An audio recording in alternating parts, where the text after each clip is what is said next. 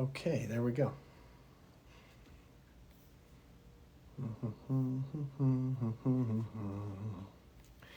What's up, everybody? What's up?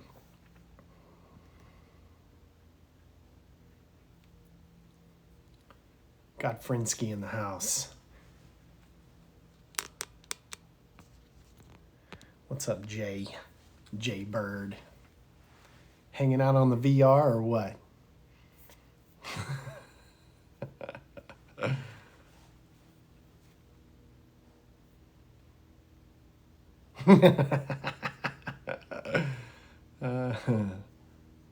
I can't smile too big. Any stretching like hurts I start feeling pain.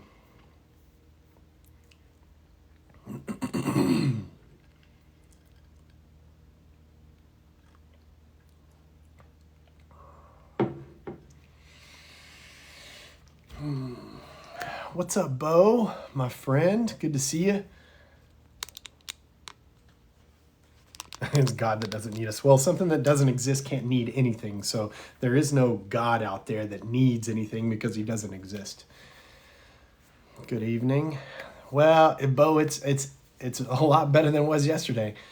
The procedure I had yesterday it just worked miracles on me as far as what a surgeon can do, an oral surgeon can do. He performed a miracle.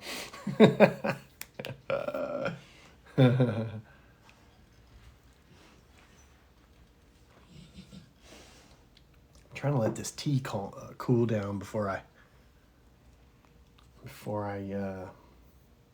sip it down too much. I'm really not supposed to have anything hot. Oh, thank you, Judy. Hello and welcome. You're kind of right. Yeah. So, yeah, religion is bondage. All these points here. You don't need a God. There is no devil. There is no hell. You are existence. You're already free. You're looking for things out there in religions and gods and Bibles, and you don't need any of that. You already have all that you need here, right here, as existence. Glad you're doing better. It's always good to see you. Thank you, Bo. Yeah, it's always good to see you too, my friend. Denial of God and hell and heaven won't change a single thing. No, it doesn't, because those things don't exist. So you believing in them doesn't change anything either. Eddie. Complicated universe demands no, chaos never. No, that's not true. That's a belief statement. You're commenting your belief statement. Hey, Skyrider, not yet. Thank you, Bo. Probably later on, I may. I'm not gonna have too long of a live tonight. I am streaming on TikTok and YouTube, by the way. But I'm not going to go too long tonight because I got a mouthful of stitches right now. And I don't know how long I'm going to be able to make it. But I do usually, yes, let guests on, but a little bit later, my friend. So yes, I'm going to start letting on guests later, most likely. Normally I do. Yeah, Christianity is the sickness of the mind. You know, religion is bondage, and Christianity is a product of human beings. That's all it is. TikTok keeps censoring my bondage jokes. Upsetting. Does it really? What's up, Freeman? That's funny. Yeah, Xander, a lot better than it was yesterday. So the surgeon yesterday did did well. He relieved me of so much pain, and I'm so glad. You're only strengthening my faith in Jesus. I don't know how that's possible. I haven't even said anything yet. So you're wanting your faith to be strengthened. So that's what you're saying. So whatever you want is what you're getting. But if you wanted truth, you would go examine what Christianity actually is, which is a product of human beings. It has no truth to it whatsoever. None. The Jesus that you believe in of the New Testament never existed. There may have been a Jesus guy that the stories are based on, but the stories in the New Testament that you read about Jesus are not true. They're fiction. What's up, Christopher? How you doing? Good to see you, my friend. Yeah, thank you, Xander. Yeah, I'm glad you're here. What made you not believe in God? Well, I just don't believe in anything. I mean, I was a pastor. I have a master's of arts in religion from Westminster Theological Seminary, and digging in, researching, studying, really understanding the historical context of the New Testament really was a huge game changer for me. When I read Josephus and I studied first century Judaism, second temple Judaism, it opened up a whole new world of understanding for me.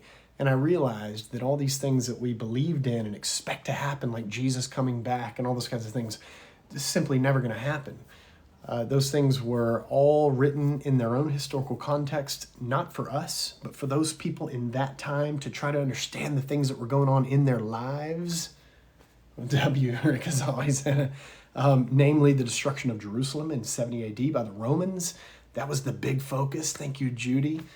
That was the big focus. That was the big dilemma. That is what they were trying to come to grips with and wrestle with. How could God possibly let our temple, his temple where he dwelled, right? How could he let this be destroyed? How could he let his people go through this again? And so the New Testament, the stories of the New Testament are the answers that the theologians and religious continuationists come up with. Learning the history of the book of Revelation destroys it all. Right. When you understand that Revelation has everything to do with the destruction of Jerusalem and nothing to do with jets and wars in 2024, it has nothing to do with anything today, then you realize, wow, this is all historically contexted.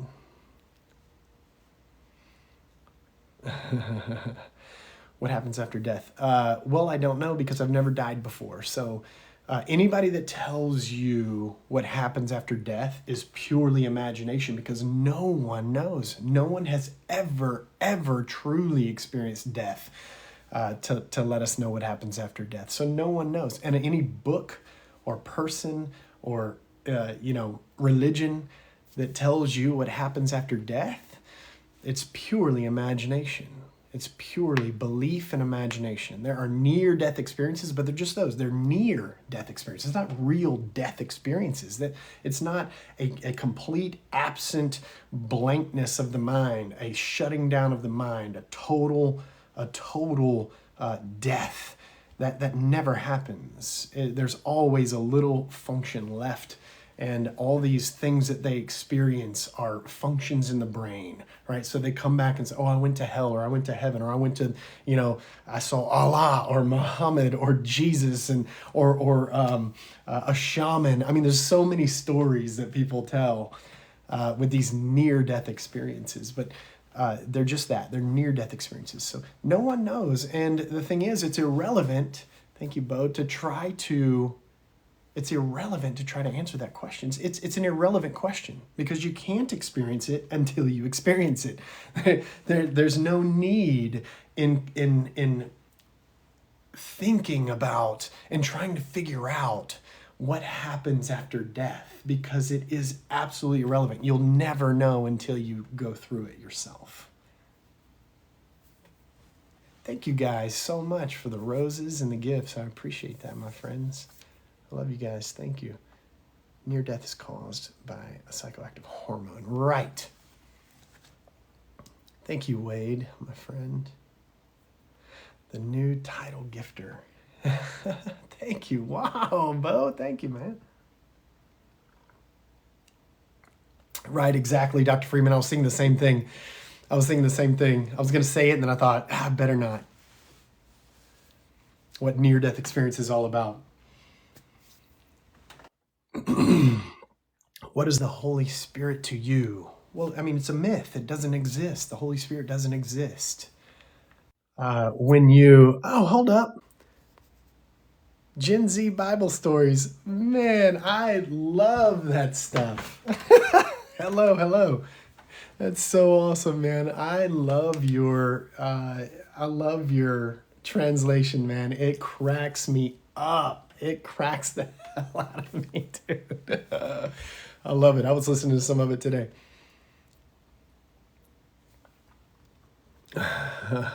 So funny.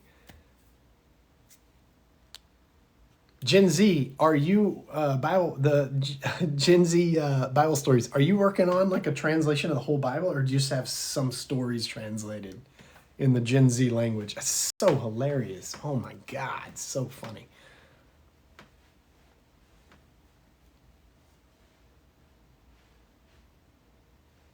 And I'm gonna order one. My book, only New Testament so far. Nice. I'm gonna order one because I just think it's incredible. It's so good.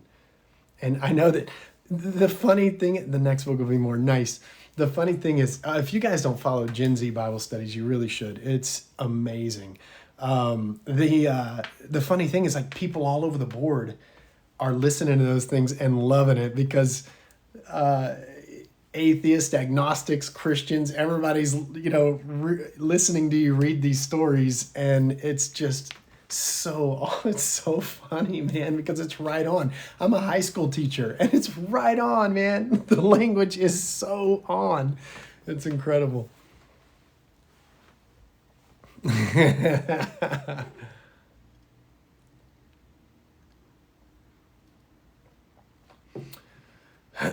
Twisting scripture, just like Satan tried to do with Jesus. This is blasphemy. There's no such thing as blasphemy, my friend. What's up, Bustin'? What's up, Bustin'?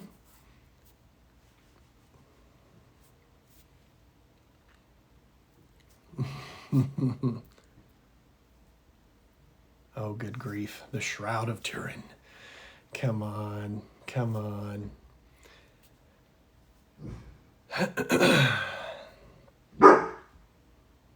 What do you hear, Astro? Hear my dog barking. What do you hear, buddy? A lot of parrots tonight, man. A lot. A ton. Yes. A ton already. I'm probably going to have to get off and get back on. A lot of devil's advocates for Christ here tonight. Attacking Christianity, how original. I'm not attacking Christianity. I have a Master's of Arts in Religion from Westminster Theological Seminary. I was a pastor for several years. It was my life. I enjoy talking about it because I intellectually worked my way out of the religion, and I enjoy talking about those things. But I don't only talk about that. Dang it, I forgot to put my website on my background again. But if you go to rickquestionsthings.com, you can read about all kinds of things about living in the present, living in the constant acknowledgement that the present is all that there is. I talk about non-duality, the nature of reality, being a non-dual nature.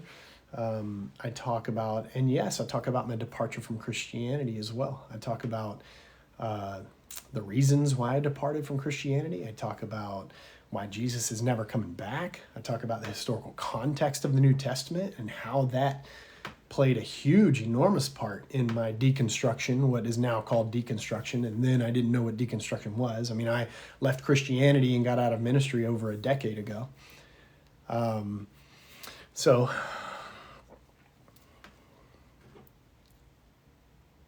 Jesus is coming back. No, he's not. He's really not, truly. He's truly not.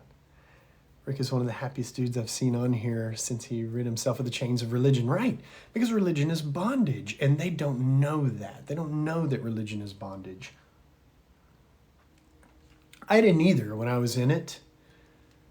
I believed it was freedom. I believed that I had, yes, and mind control, exactly. I believed that I had freedom in Christ. I believed that I had peace, but it's not, because peace, freedom, love, all of those things are mutually exclusive with religion. You cannot have those in religion. You can't. It's impossible to have peace, true love, true freedom in religion. It's impossible. And people say, well, I don't have religion, I have spirituality or Jesus. And it's the same thing. I use those terms in the same way because I believed the same thing when I was a Christian. I believed that I wasn't religious. I had a relationship with Jesus. And looking back, hindsight is 20/20, and you realize that it's just imagination. It's your passion. It's your emotion. It's all of these things that well up inside you, your desire. You want it so badly that you experience it because you want it so badly. So you basically manifest it for yourself.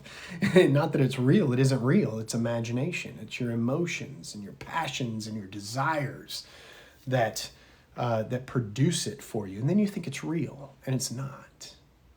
It's your imagination. 100% fact. Right. It is. It is fact. It really is. It's true. And I know it's hard to hear. It's hard to hear. I know it is. But it's true. And when you realize that the New Testament is all about the destruction of Jerusalem in 70 AD by the Romans, or 70 CE, whichever you like, it becomes awfully clear. The light gets turned on, and you go, oh, wow, this stuff is not true. This is just a historically contexted socio-political religion that has nothing to do with anything or anyone outside of its own context. The brain is very powerful. It is. It really is. Yep, Roman-Jewish war, exactly, Patrina. And that's all it had. That's all it is. That's all it had to do with. That's it. So when you read the Gospels and Jesus is talking about his coming in judgment, and you read it in light of this understanding, this intellectual understanding, this intellectual grasping of the historical context, you realize he's talking about the destruction of Jerusalem. And I say he's talking about in quotes because it's not really Jesus talking about it. The Gospels were written after the destruction of Jerusalem. They're written in prophetic hindsight with apocalyptic language, talking about the past events as though they haven't happened so that they could continue on. They'd have a reason to continue on their religion post-Jerusalem, post-temple. And so it becomes this very spiritual religion, this very peaceful spiritual religion, as opposed to this very physical, warlike religion. We're a nation, we're going to battle. Well, they got their asses kicked in battle. And so now it morphs into this, from a physical religion to a spiritual religion and a very peaceful, loving religion, because they knew they're just going to keep getting their asses kicked, and they couldn't keep getting their asses kicked. And that's why Christianity exists. That's the whole reason Christianity exists today. Without merit. I mean, there's no truth to it. There's no relevancy to it today. Mark's gospel was written in the 50s. It wasn't. If you look at any of this, the actual scholarship, there's no one except the ones who want to believe it was. There's no evidence, zero evidence that Mark was written prior to 70 AD. Zero. How's your mouth pain? It's tolerable. I took some ibuprofen before the live, so I have a mouthful of stitches back here, though. It's all stitched up, man. So I'm kind of talking with a lisp a little bit.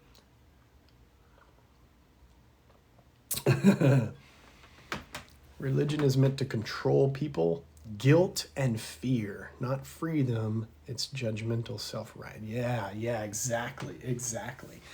And that's how religion operates. It operates in fear and conviction. And it never heals. It never gives you, Rick questions things.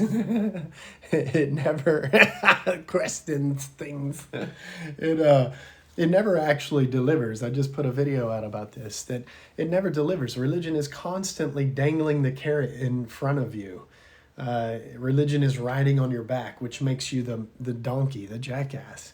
And religion is constantly dangling the carrot in front of you, and you can never catch it. You'll never catch it. Peace, love, any of those things you will never catch, whether it's eternal life you're chasing, whatever it is. You'll never catch them because religion will never deliver. They'll never let you catch the carrot. They don't have a carrot to give you anyway. It's a fake carrot. And all they want is for you to continue to provide them for the means to continue to operate their business. So put money in the plate, continue to pay the preacher, continue to pay the admin, continue to fund them so they can continue to put on the show. So they'll never let you catch the carrot. And so for the rest of your life, as long as you are in religion, whether it's Christianity or Islam or Mormonism or any of them, you're going to keep chasing that carrot like a donkey. Keep chasing that carrot until you break down and you die and nothing. So you'll never catch the carrot. It's never going to deliver, ever.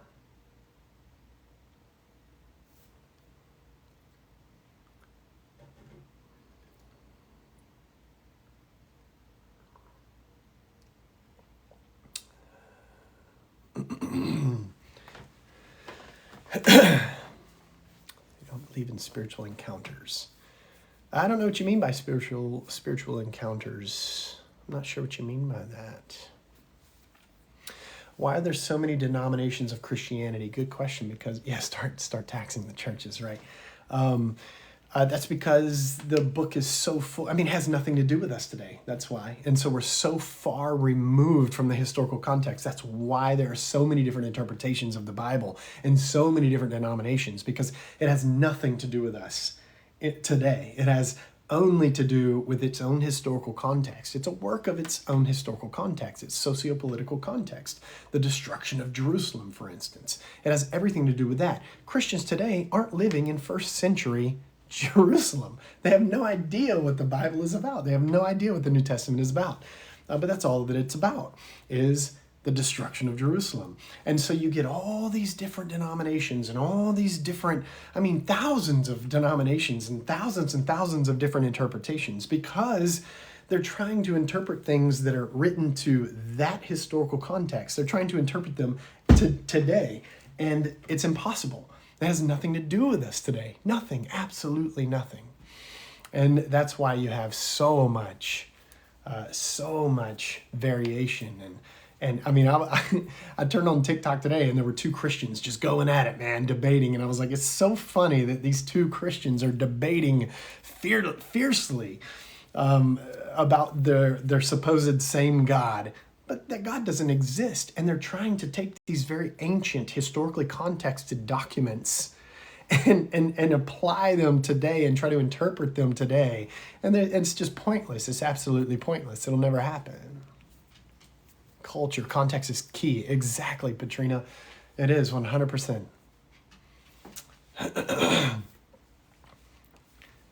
Eliana, you sound like, you sound scared right now, Eliana. It's okay. I've been there. It's okay.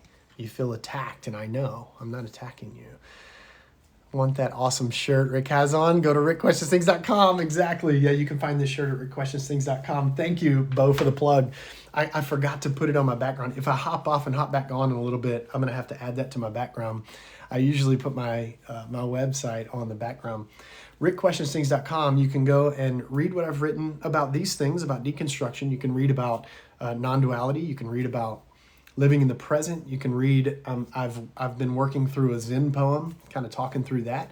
You can read about that. You can also ask questions. I can see your passion when talking about the same with me. Yeah. Hey, Joanna. You can also ask me questions through my website, and I'll respond. I just launched the Ask Rick page not too long ago. It was this week. You can submit a question, and I'll create a video response for that question and put it on YouTube and on the website as well. Go to rickquestionsthings.com, because I also do have a lot of shirts that I've designed and created, coffee mugs, things like that, journals.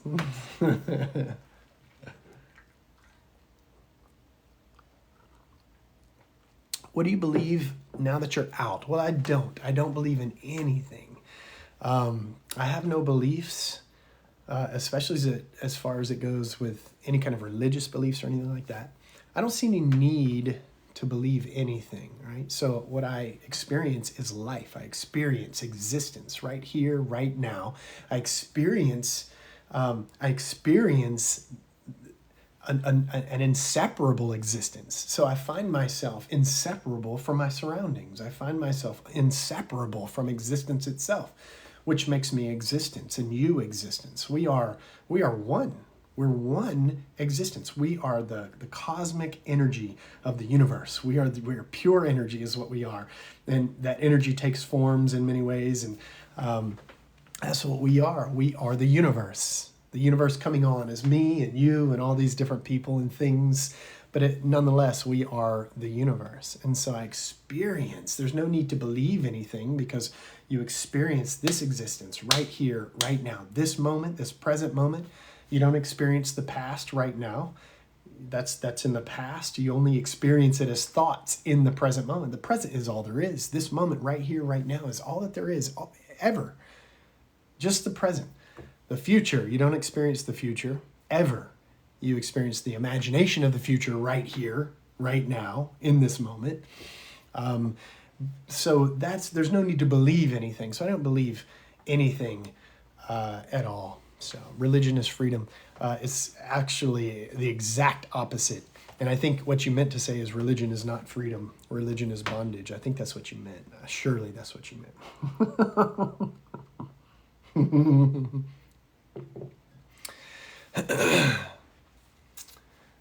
Universe and you are one. No, I didn't say the universe and I am one. There is only the universe.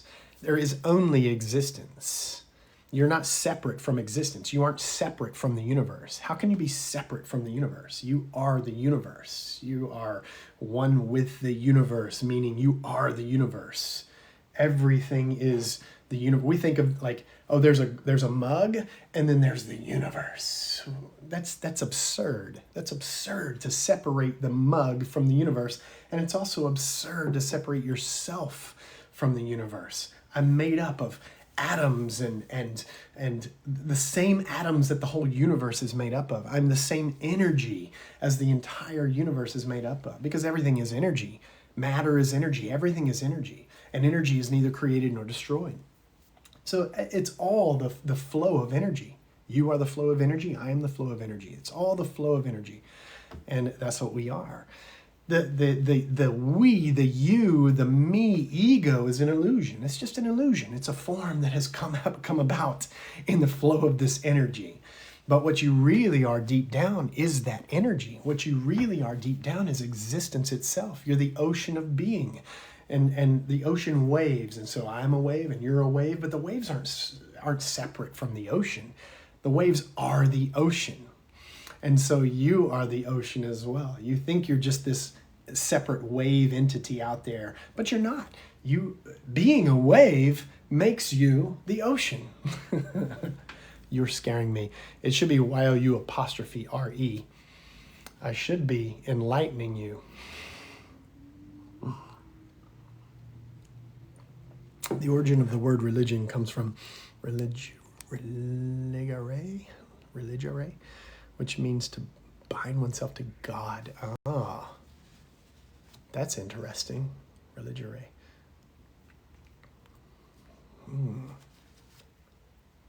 I know I'm missing, if you're scaring people, you're doing something right. Exactly. Thank you, Axel. I know that I'm missing a lot of comments, and I try to keep up. But when I'm speaking, when I'm talking, it's hard for me I can't read and talk at the same time. So profound, so meaningless. Why do you need meaning? Why do you need meaning? You have this, I need meaning, so please, God, give me meaning. Please, someone else give me meaning. Why can't you just be your own meaning? It's fear. It's weakness. Weakness needs a meaning out there. That's weakness is what that is. Thank you, Jen. Weakness says, God, please give me a meaning. There has to be a meaning, an overarching meaning, please, to my life. I can't just be this insignificant ego, this illusion of an ego. That's weakness. It's fear. It's weakness. But the courageous existence realizes that the ego is an illusion, and you have no meaning that you're searching for out there from a God. It just doesn't exist. There's no God out there giving you meaning. Oh, Petrino, yes, remind me after this live, and I'll message you about that because I want to talk to you about it first. And then, yeah, definitely. For sure. Post my comments when you take a breath in between the points you're making in order to be noticed. Good, that's wise.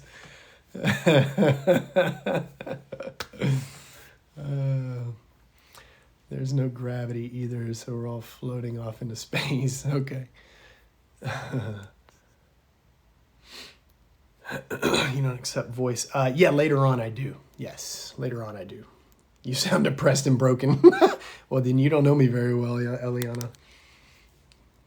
You're projecting your own depression and loneliness onto me. Anytime someone says that, they're projecting their own, they're projecting their own things that they're unhappy with onto me because they don't know me personally. They have no idea who I am. I'm actually extremely happy. I'm extremely positive. And everybody that knows me tells me that.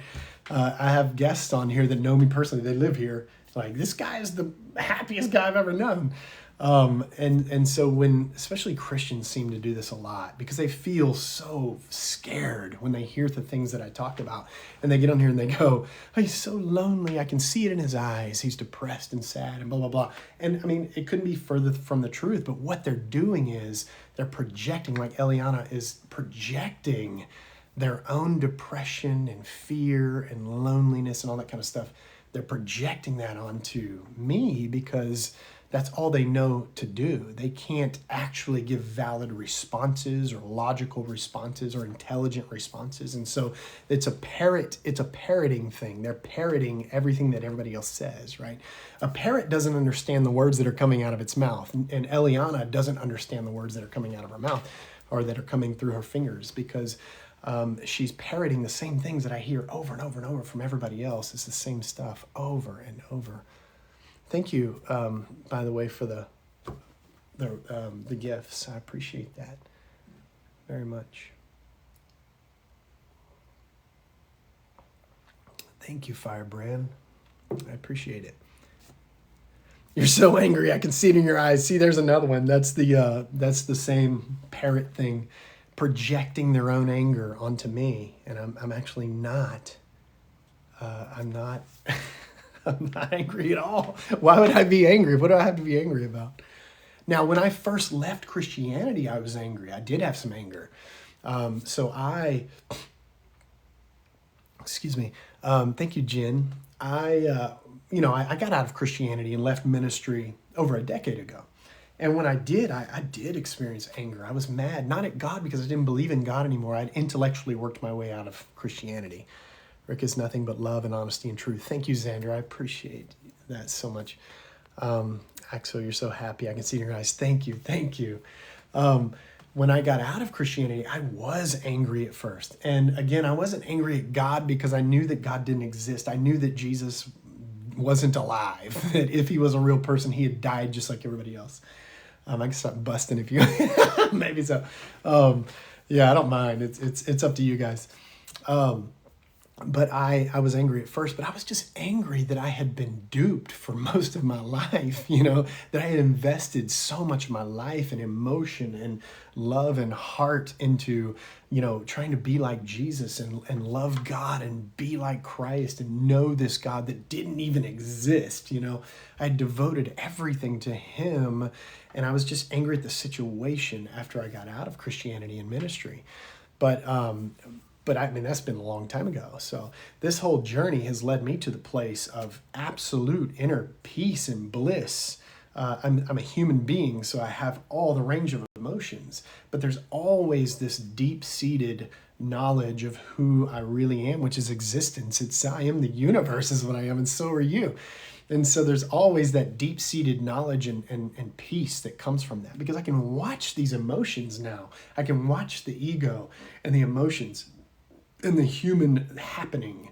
I can watch those things and just watch them play out, like clouds floating in front of the sky. I can watch them and realize they're clouds floating by, and they will dissipate.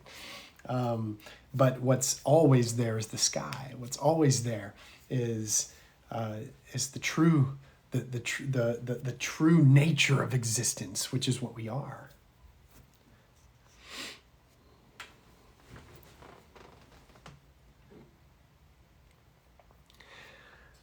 Yeah, exactly, Jay. Why don't you at least be, yeah, right, man. No, they can't. They can't listen. I'm so happy I left. Yeah, I'm so happy I left. Yes, exactly. And I mean, that's what it is. Yeah, Rex, I love Alan Watts. After you do leave and you go through that hard departure, because it was a hard departure. I mean, it was my life. It was everything to me.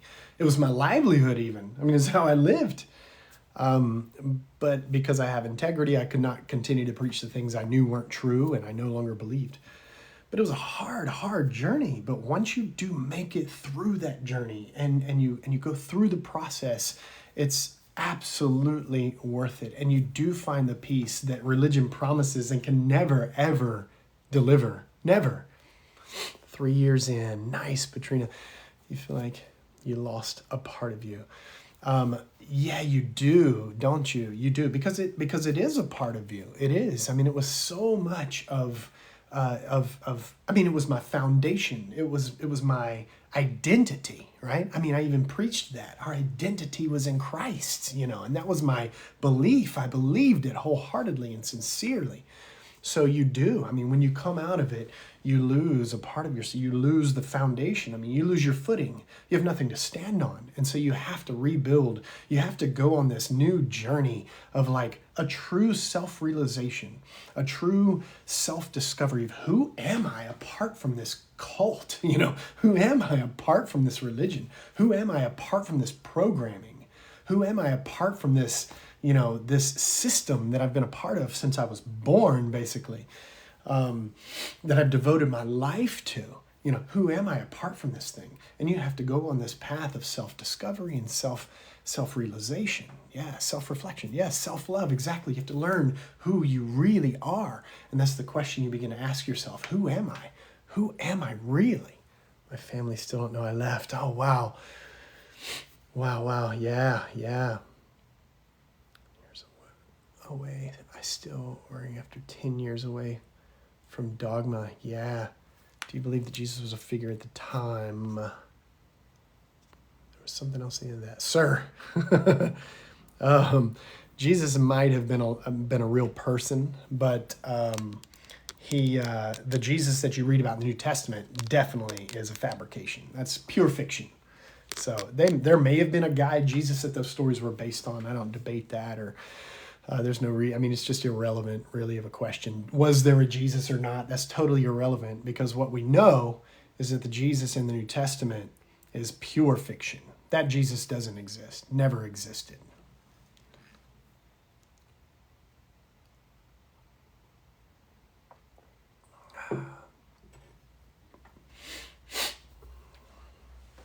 That's right, we are all one, because we are all the same existence. We really are. So good to see you made it. The smile on your face is amazing. Thank you, Firebrand. I appreciate that very much, very much. That's so much appreciated. 40,000 manuscripts. The earliest manuscript evidence we have is dated no earlier. The most conservative dating is 115 CE, 125 CE, around there. And that same manuscript fragment could be possibly 250 CE. So I mean, that's the earliest manuscript evidence that we have. So that's just completely and utterly false. It's just false. I mean, it's just not true.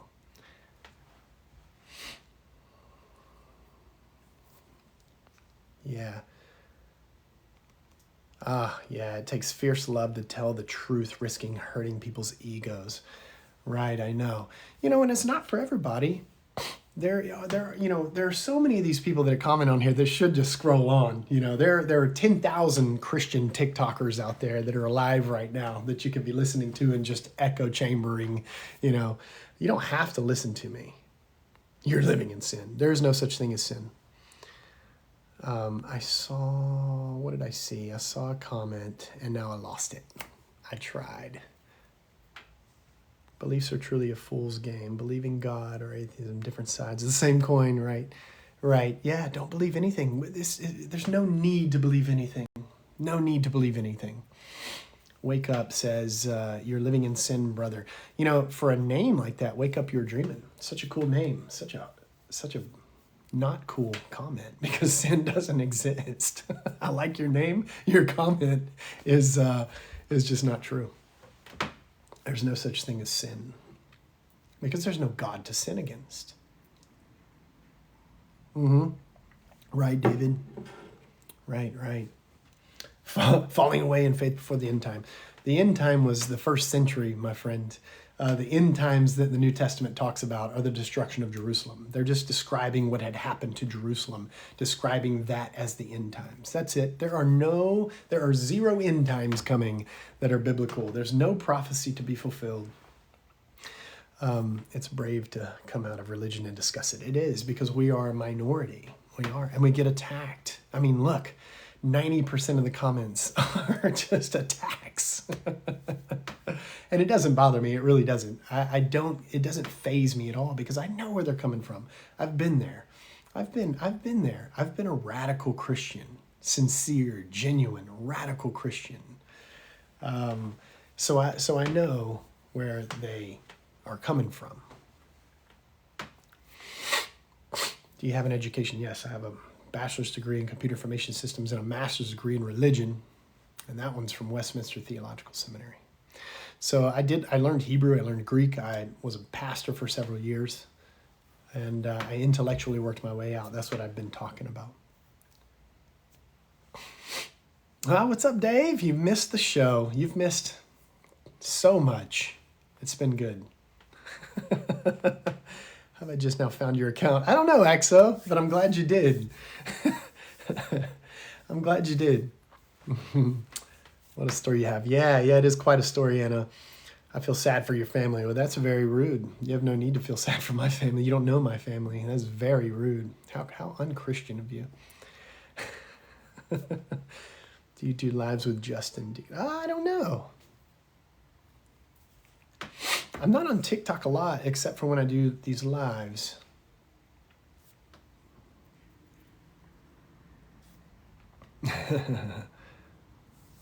I like that emoji. What's your go-to karaoke song? I've done AC/DC more times than I want to admit because I definitely don't sound like AC/DC. Yeah, I was in Jeff's live. I like Jeff. Thank you, Serge. What's up, my friend? Yeah, Jeff, I like to watch his lives. I don't watch a whole lot of lives, but Jeff's are ones that I a lot of times tune into if I'm on TikTok. Beliefs exist in thought. What happens when there's no thought? Neither belief or disbelief. Right, exactly. And that's, okay, Patrina, yeah.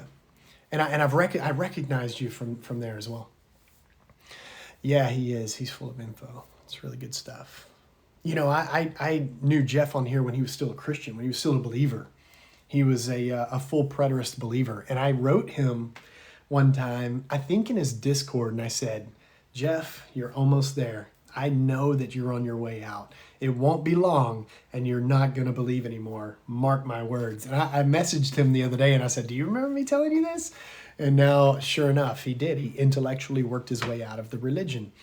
And that's why I love watching his lives, because I watched that process happen. He was a full preterist believer, and I knew that he was going to work his way out. The things that he was talking about, I was like, you're on the edge. You're almost there. And it's going to be soon that you escape. And sure enough, he's out, and I'm so glad. Do you believe in a higher source, like a form of energy? I don't believe in anything. So, a higher force would imply a separation, right? And separation is an illusion. There is existence, and we are the energy of existence. We're the energy of the universe, the cosmic energy that is flowing in all things, as all things. That's what we are. And so there's no hierarchy of energy, right? There's no, we could say, you're bringing negative energy into this house or positive energy, and that's like our personalities. But as far as like a higher power energy out there somewhere, I don't believe in anything like that, because I am not separate from anything else that exists. I am. Yeah, you are it. Exactly, Thad. I am that. You are that. There's no real separation going on in any of this. So we are that higher power energy, but it doesn't make sense to say a higher power energy. We are the energy of the cosmos, the universe. Yeah, bustin'. It's the analogy of the ocean of being. We're all waves, right? And we think we're separate waves here and there, but we're not. We are all of the ocean of being, all of us. And so that illusion of separation is just that. It's an illusion.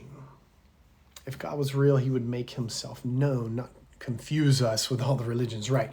And like I was saying earlier, the reason that so many denominations exist and so many interpretations of Scripture exist is because we are so far removed from the historical context. We're so far removed from the origin of those writings. They have nothing to do with us today. And so here we are over 2,000 years later trying to interpret these Scriptures to mean something to us today in 2024 when they have absolutely nothing to do with us today. They had only to do with what these people then were going through. Whatever that motivation was, whether it was to explain why Jerusalem was destroyed, whether it was to continue a religion that was being destroyed, whether it was to evade any future destruction by Rome or whatever, or maybe it was Rome creating these things. Whatever the motivation was, we're so far removed from it. And the reason we have so many different denominations and interpretations is that we are so far removed from it. That's why, because it doesn't make sense to us at all.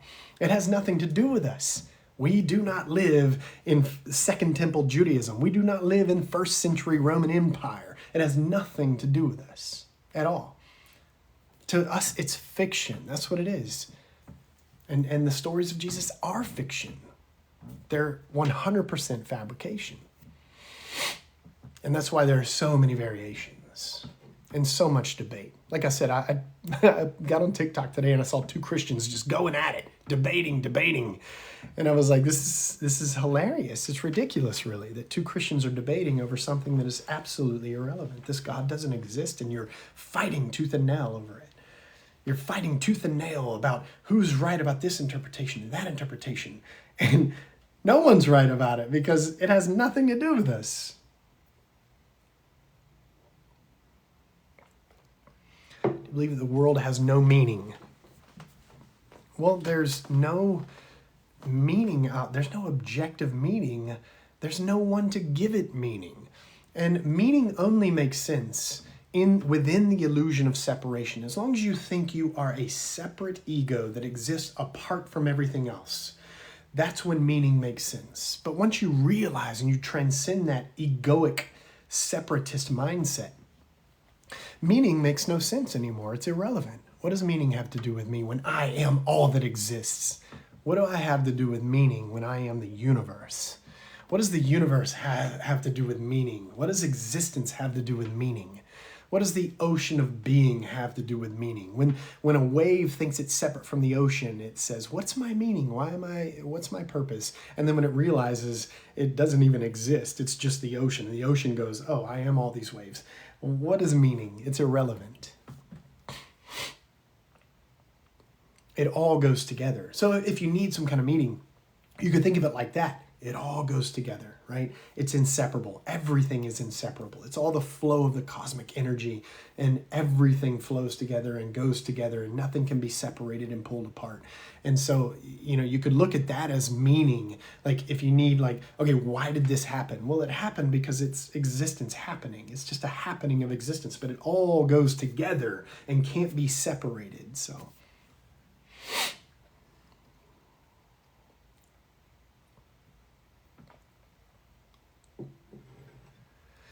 thanks for sharing the live, Anna. You're explaining very well. Thank you, Rex. I appreciate that.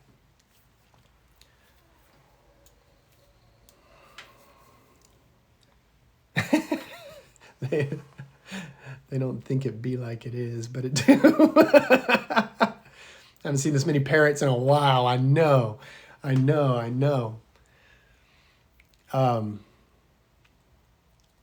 Yeah, it's a lot. It really is a lot. How many likes do we have? 8,700? I always forget to look at that.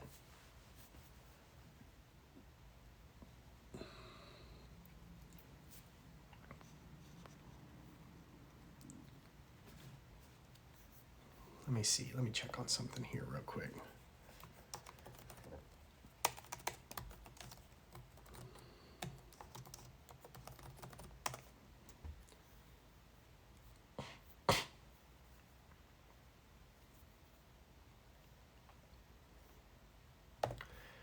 I think my YouTube is still going. My YouTube stream. Waking people up to BS religions, right, dude? I know. Don't believe in religion, believe in cosmic religion. No, it's not a religion at all. It's nothing to believe. You don't have to believe anything. It's science. It's fact. You are made up of the same stuff as everything else around you. So there's nothing to believe. You can see it under a microscope.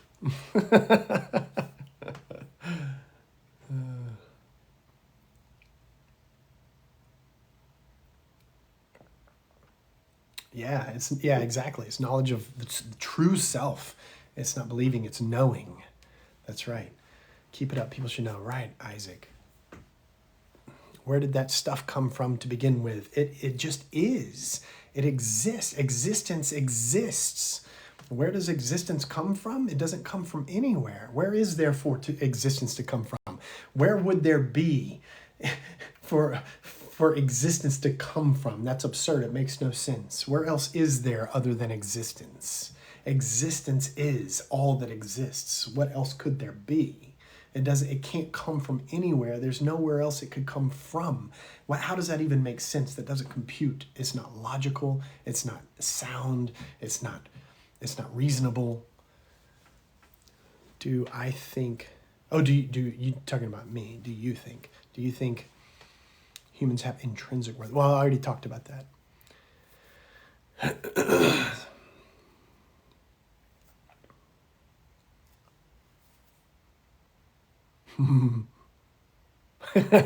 Xander.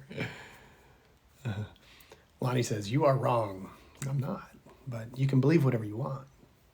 And I don't want anybody to believe me. I'm just trying to wake you up so that you'll go on your own path and your own journey. Break out of the bondage of religion and go on your own journey. Go on your own discovery of self-realization and self-enlightenment and self-discovery. There isn't really an existence, as the word exist means to stand apart. I'm going to have to look into that. Hello, Lana.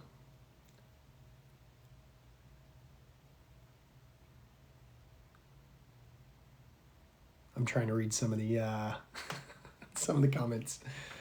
A lot of people have died and seen. I already talked about that. That's not true. There's nothing to stand apart from. Right. Yeah, exactly. So, and that's the thing, Bo, is that words themselves separate. So words never, ever, ever can get at the heart of reality, what reality is. Because the minute you speak a word, it separates. Words are like little scalpels. They slice and dice existence, slice and dice and pull apart things that can't be pulled apart. They pull apart things that can't be separated. It's trying to pull apart the inseparable and slice up the inseparable. So anytime we use words, you can't really explain what it is, because even when you say the word it, separates it from everything else, right? And it gives the idea that it's something apart from something else. And it just isn't the case. And so words, you can only do so much with words. You do the best you can with words, but words fail. Words fall short. And that's why, there are so many of the sages of Eastern wisdoms and Eastern paths and spiritualities, even some of the Christian mystics, have come to a point in their life when they, and not necessarily a point in their lives, but when they talk about silence being the true language, because you just can't get at it with words, because words are inside of this thing, right? This whole illusion, and words separate the moment you speak them.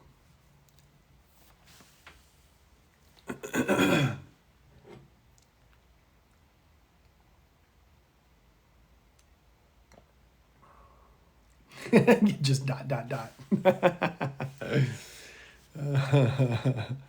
Yeah, Loki, that's something humans are unable to understand. Exactly, Kimberly. Yeah, it's really almost impossible to understand. That's right.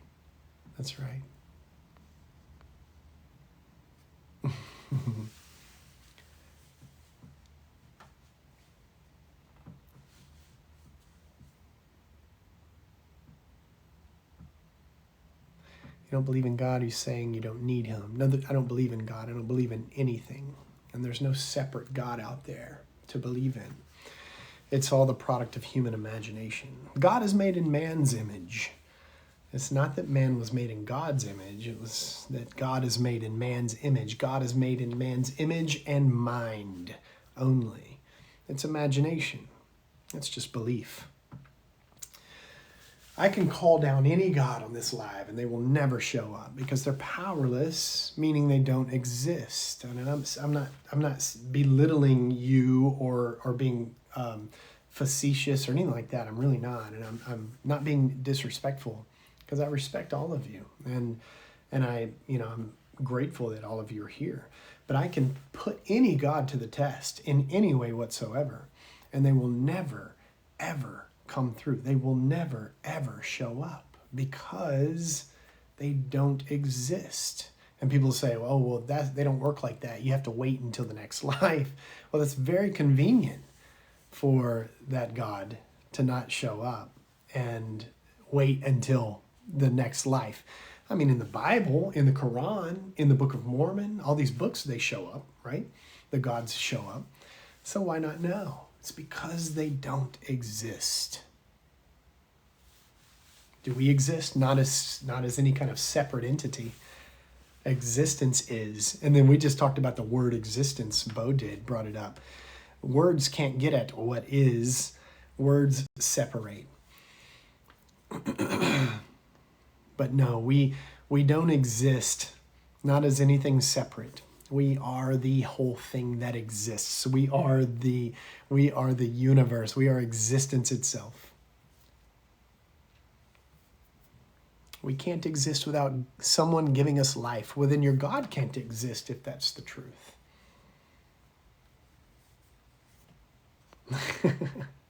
Rock on.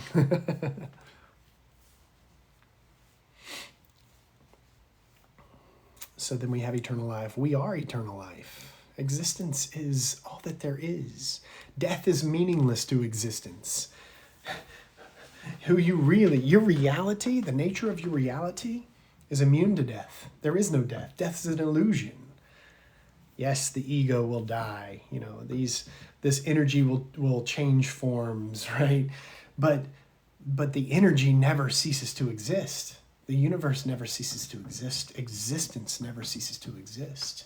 The waves may rise and fall, but the ocean of being is always there. The rising and falling of the waves has nothing to do with the life of the ocean.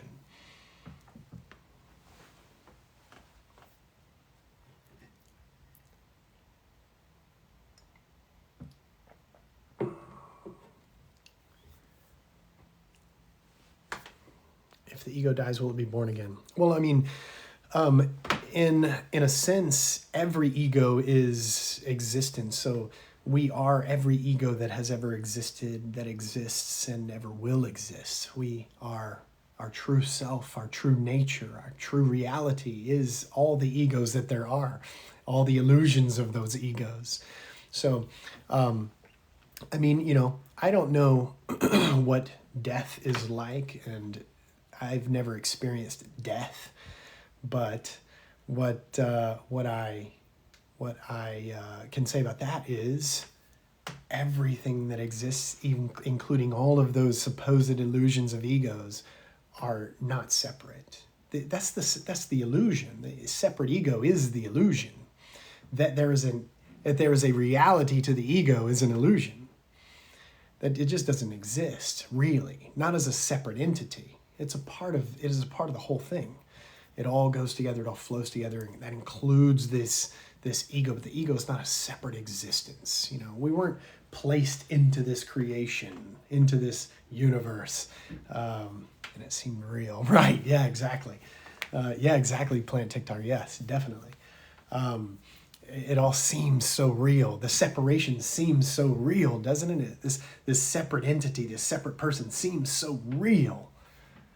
All religious rejects. Hey, my friend, it's doing a lot better today. Man, the procedure I had yesterday, it really worked well. I've been in excruciating pain for almost 2 weeks. Jesus just happened to die on winter solstice. How convenient. Rose on spring solstice.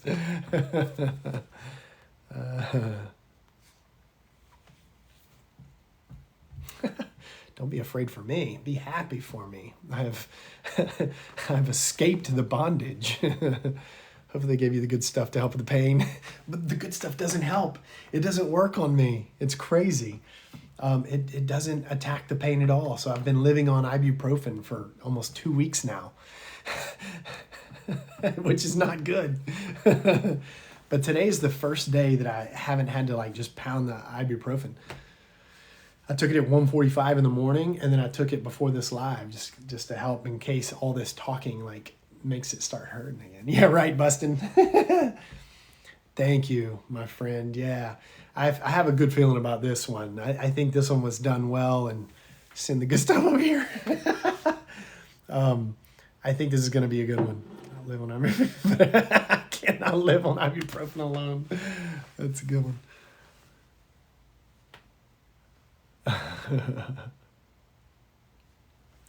It's just going to get worse. I hope not. I really hope not.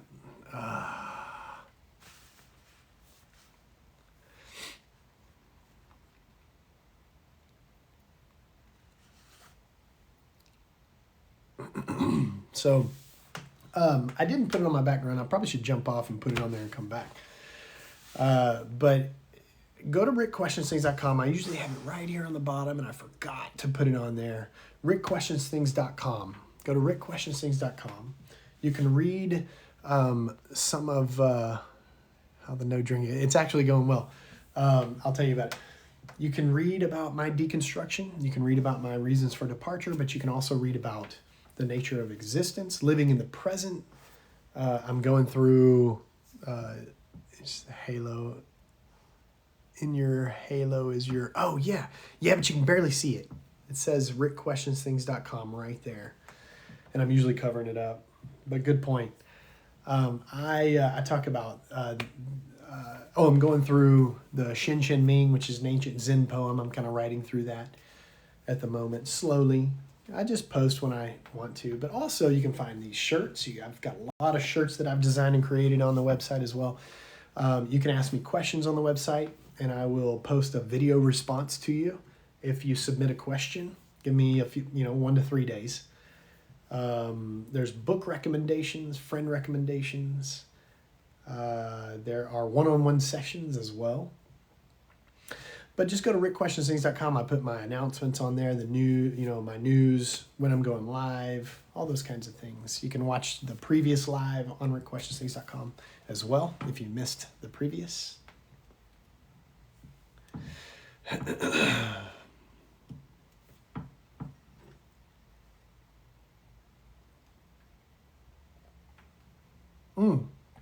Thank you, Bo. Awesome. Yeah, that's new. I just set that up. The way your YouTube live background is done is great. Yeah, thank you. I appreciate that. I'm streaming through OBS Studio to YouTube. So OBS it allowed me to create that little background and all that kind of stuff. Let's see. Oh no. What time is it? 10:07. So I think I probably should get off, I want to add my website to the background. They'll deny it very angrily. Yeah, that is true.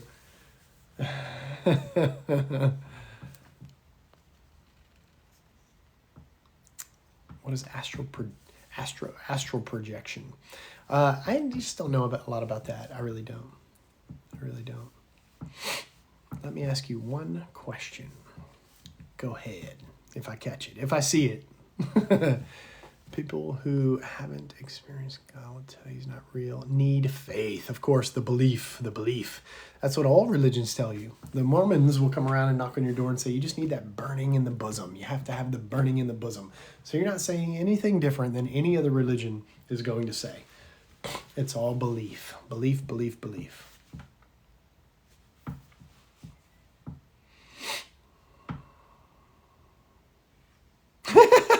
Bro's punching the air right now. Just because you don't believe something does not mean you should disrespect. I haven't disrespected anyone.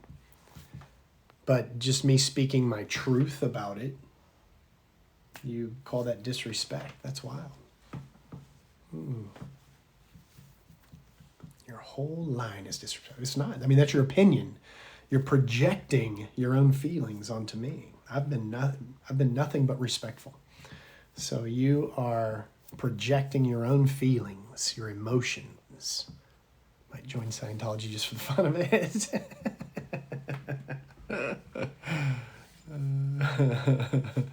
Yeah, exactly, Shannon.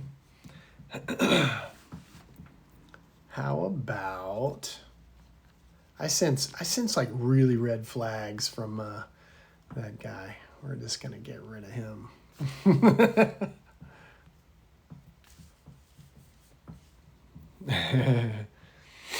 Are you an atheist, spiritual, both, or none of the above? Good question. None of the above. I don't label myself at all. So I don't... yeah, it does, Bustin. I don't label myself at all. I do... I know, I saw that. That's funny. I don't feel the need to label myself. I don't call myself anything. A lot of people would label me, various things. But I don't want to perpetuate the illusion of separation. So if I label myself, I separate myself from everything else. And then I have to box myself into that label, and I have to use particular language. I have to be careful with what I say. Speech is always less powerful than silence. Exactly. That's what I was talking about earlier. I just don't label myself. I don't feel the need to. And I don't have any desire to label myself. A lot of people want me to label myself. They want me to fall into a camp. But I think I just kind of transcend all that because I see through it all. I don't think labels are necessary once you transcend all of those systems, right? And the necessity of belonging to this system or this group or that group. I don't feel the need to belong to any of that.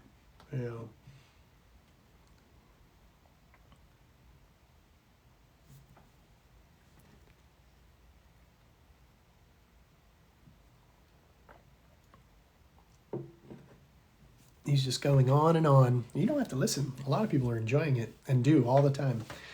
You can scroll. There are 10,000 Christian TikTokers on right now. Go listen to one of those. You're forcing yourself to listen to me. Go on and on. That's because you know there's truth in what I say.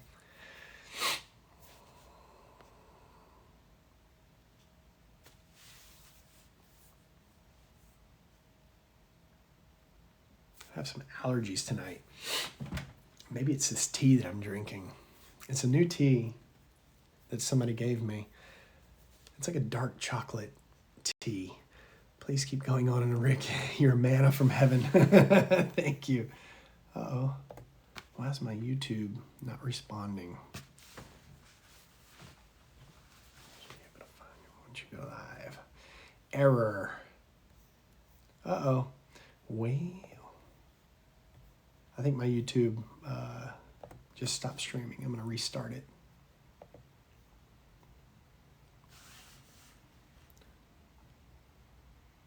You have a lovely speaking voice. You can go on and on, my friend. Thank you. Thank you so much. I appreciate that. Let me see if I can start my YouTube stream back up as well.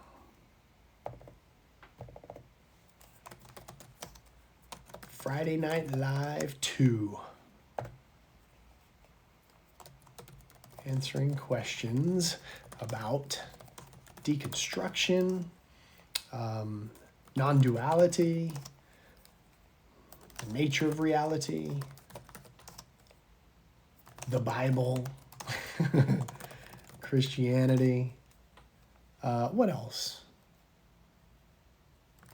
Heaven and hell, I'll put the afterlife, etc.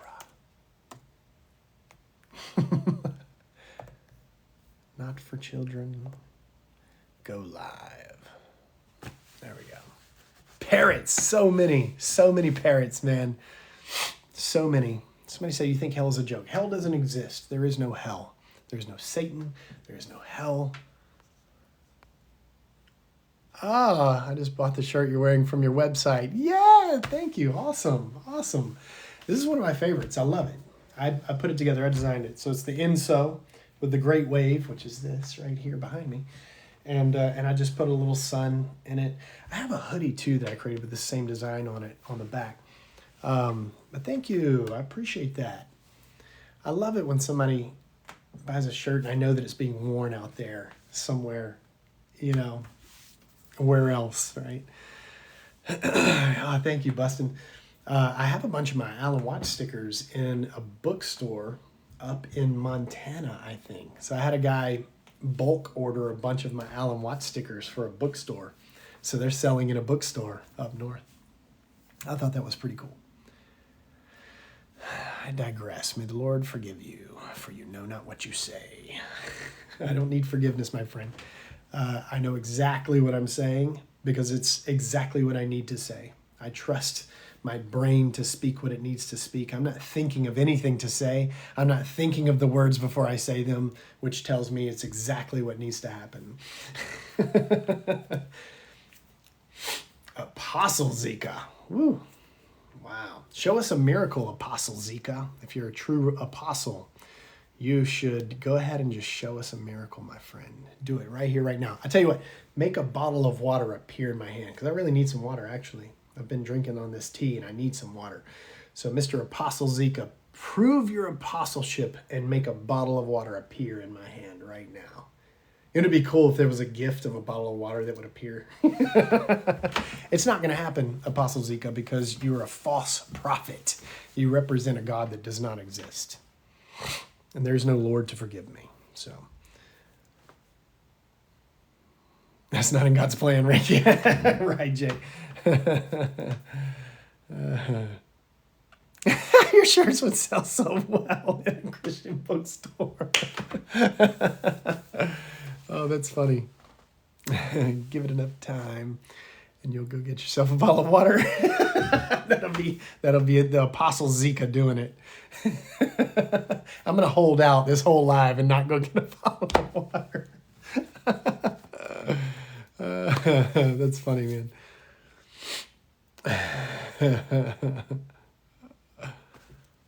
That's awesome.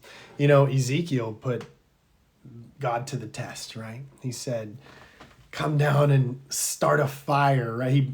He doused it with water and he said, come down and set this on fire to show that these other gods aren't real and you're the true God. And supposedly it happened. Of course it didn't.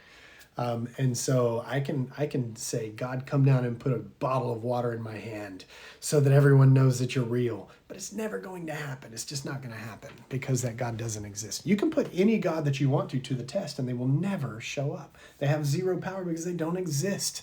You can put them to whatever test you want to put them to. You can say anything to them that you want to, and there will never, ever be a consequence. Nothing will ever happen. They will never show up. And people will say, well, that's because they don't work like that. It'll be at the end of your life. Well, how convenient for that God, and how convenient for every God, because that's what they say about all the gods, right? You won't know until you die. Come on. That's mighty convenient. Anybody could say that about anything. But where is your God now, here in this life? Show me the power. Show me a miracle. Come down and show me. I mean, what I'm saying is you can put any God to the test and it will never, ever come through. That God will never come through. And you don't have to fear that. There's no fear in it at all because it's just like saying, Harry Potter, strike a spell on me right now to make me mute and blind. And you know it's not going to happen because Harry Potter doesn't exist. He's a fiction. I mean, you can say it with absolute no fear. Absolutely no fear. Maybe you have even more fear of Harry Potter. You should probably. But there's no fear in calling down a curse from Harry Potter. And there's no fear in calling down a curse from a God because those gods don't exist just like Harry Potter. And so, I know of no better argument than that one, really. I mean, I have an intellectual understanding of Christianity. I intellectually worked my way out of the religion. But when it gets down to it, yes, all the evidence clearly displays that it's not true. And that the Jesus of the New Testament is an absolute fabrication. The Quran is not true. The Book of Mormon is not true. None of those religions are true. But when you, some of the comments are hilarious. Anyway, you get my point. You get my point. Where's that water, Apostle Zika?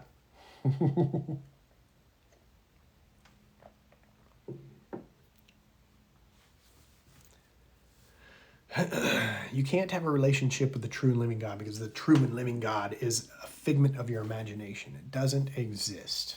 It just doesn't exist.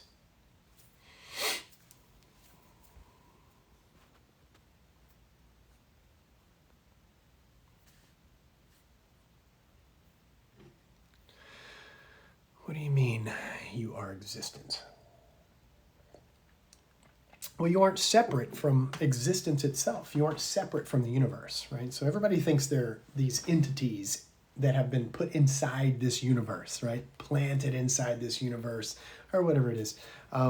You think that you're a separate being apart from nature, apart from the universe, apart from existence. And it's just a figment of your imagination as well. It's an illusion. Separation is an illusion. And so to think, to believe that you are separate from all that exists, you're separate from existence, is just an illusion. You are existence. You are the universe, coming on as yourself, coming on as me, coming on as this mug of tea. I mean, it's a form, right? It's the energy of the cosmos taking on all these forms, and we're not separate from it. There's not the energy of the cosmos and then me, this ego. No, it is just the energy of the cosmos. It's the universe. It's existence. We're all one, right? We are love. That's it. That is what we are. And so that's what I mean by you are existence. You are this very existence. You're not separate from it. It's just like the ocean and waves. Waves aren't separate from the ocean. We look at the ocean. We know that the waves aren't separate from the ocean. That would be absurd to think that there's the ocean and there's these waves, right, that are separate. It's the ocean waving. It's all the ocean. And so there's this ocean of being, existence, and all these waves, like me and you and all the things and the books and all these waves, but they're not separate. Nothing, it's all inseparable. It is just the ocean of being. It's the ocean of existence. It's existence itself. That's who you are. That's your real self. That's your real identity. That's who you really are. Not the ego, not the separate illusion, the illusion of separation. That's not really you. That's just an illusion. Your real self, who you really are, deep down. Not just deep down. Who you really are, period, is existence. You aren't separate from it.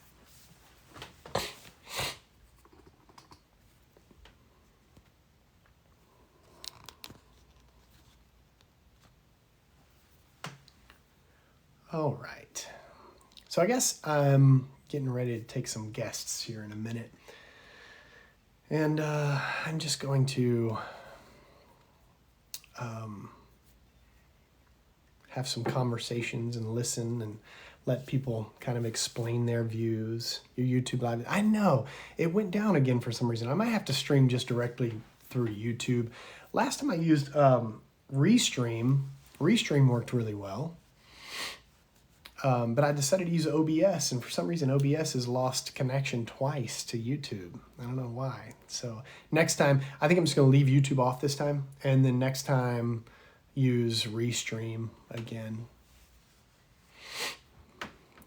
Matthew 10:14 to the Christians. I have my trusty old Bible here. I wish I had the Gen Z Bible. He was on earlier. The Gen Z guy was on my live earlier, and I appreciated it. I thought that was incredible. Gen Z Bible stories. He's working on the whole Bible, he said, translated in Gen Z language. I love it. It's so hilarious. I felt privileged to have him on the live. 10:14. And if anyone will not receive you or listen to your words, shake off the dust from your feet and leave the house or the town. It's time to leave the comment section, isn't it? Spiritual New Age Universalist for you to use labels. I don't know. I mean, I don't label myself at all.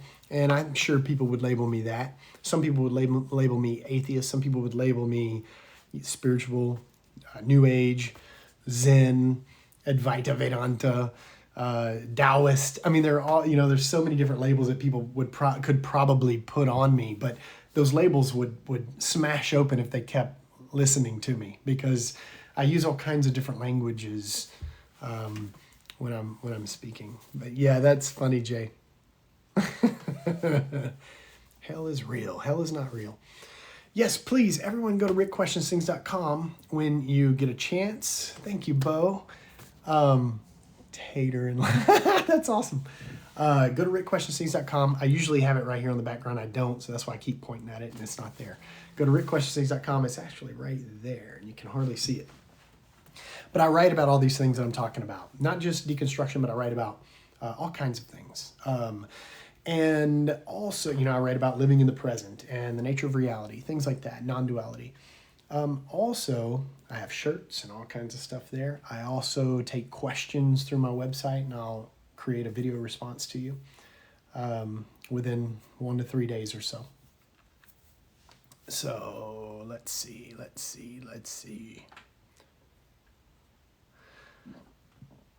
Excuse me. A genuine conversation. It's hard to find genuine conversations, though. It really is.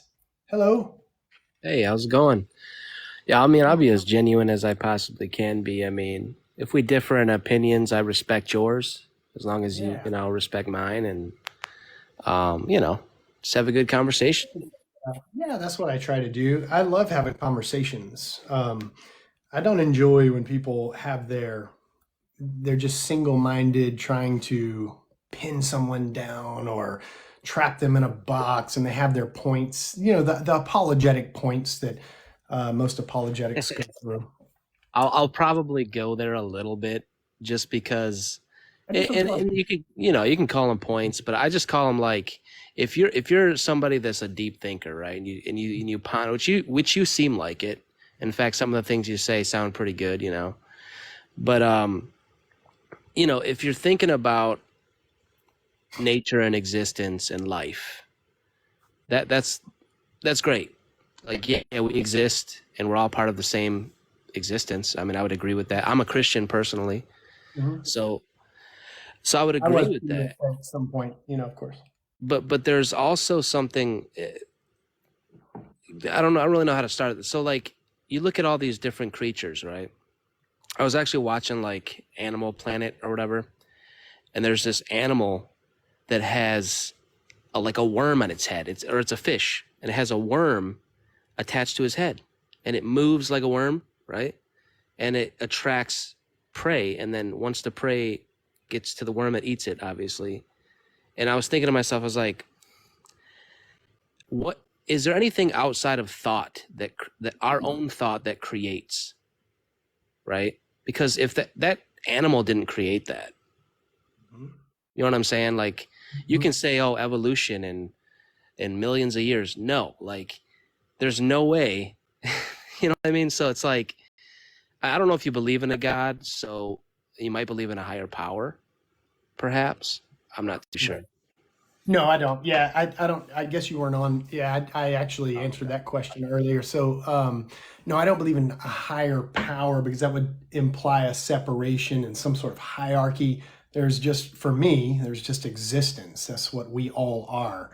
And so a higher power would be something that I would have to believe in, not something that I experience or see or, touch or feel. It would just be some sort of belief that I would have to hold, and I try not to hold any beliefs. So it would take me to believe that to state it, right, and I just don't. Well, you hold the belief that we're all one, obviously. No, no, I don't believe it. Scientifically, even we are made of the same stuff as everything else. So it's not something that I believe either. It's something that is reality for me. There is this universe. It would be a belief for me to think that I'm separate from the universe. I would have to believe that, because I am this universe. I'm in it. I'm a part of it. I grew out of it. I'm made of the same stuff as it. Everything is energy taking forms, is matter, neither created nor destroyed. So it would take a belief for me to say that I'm not the universe. That would be a belief, or to say that I'm not existence. Yeah, I mean, I guess from what you can see, your statement wouldn't necessarily be a belief. It'd be pretty practical, right? Yeah, yeah, yeah, yeah. Yeah, good way to put So it. Right. that's where I kind of want to start. To me, God is practical because honestly, for everything, for those creatures I just talked about and all these things to be able to have these attributes, to be able to survive and just so happen to grow a worm on their forehead, in order to catch their prey. The animal didn't do that. You know what I'm saying? So it's like when I look at that, I just can't deny that there must be a greater force, and I believe in different levels of consciousness. Maybe the greatest, highest form of consciousness is God, right? I mean, there's a lot of things we can ponder based on what's practical, what we can see around us.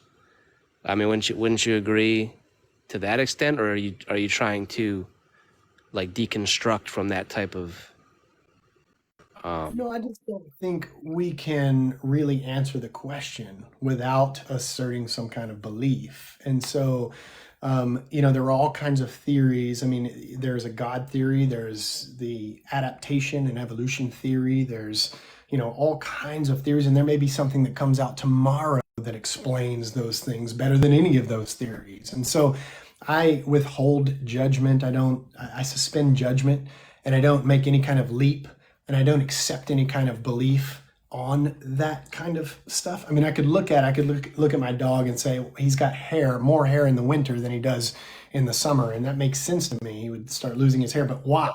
Is there a God that does that? Well, I would have to believe that a God did that. Or I could believe that, I'm not an evolutionary biologist, for instance. So sure. I can look at the evidence and go, well, that makes sense, and it makes sense when you look at it. It makes sense. But can I explain it?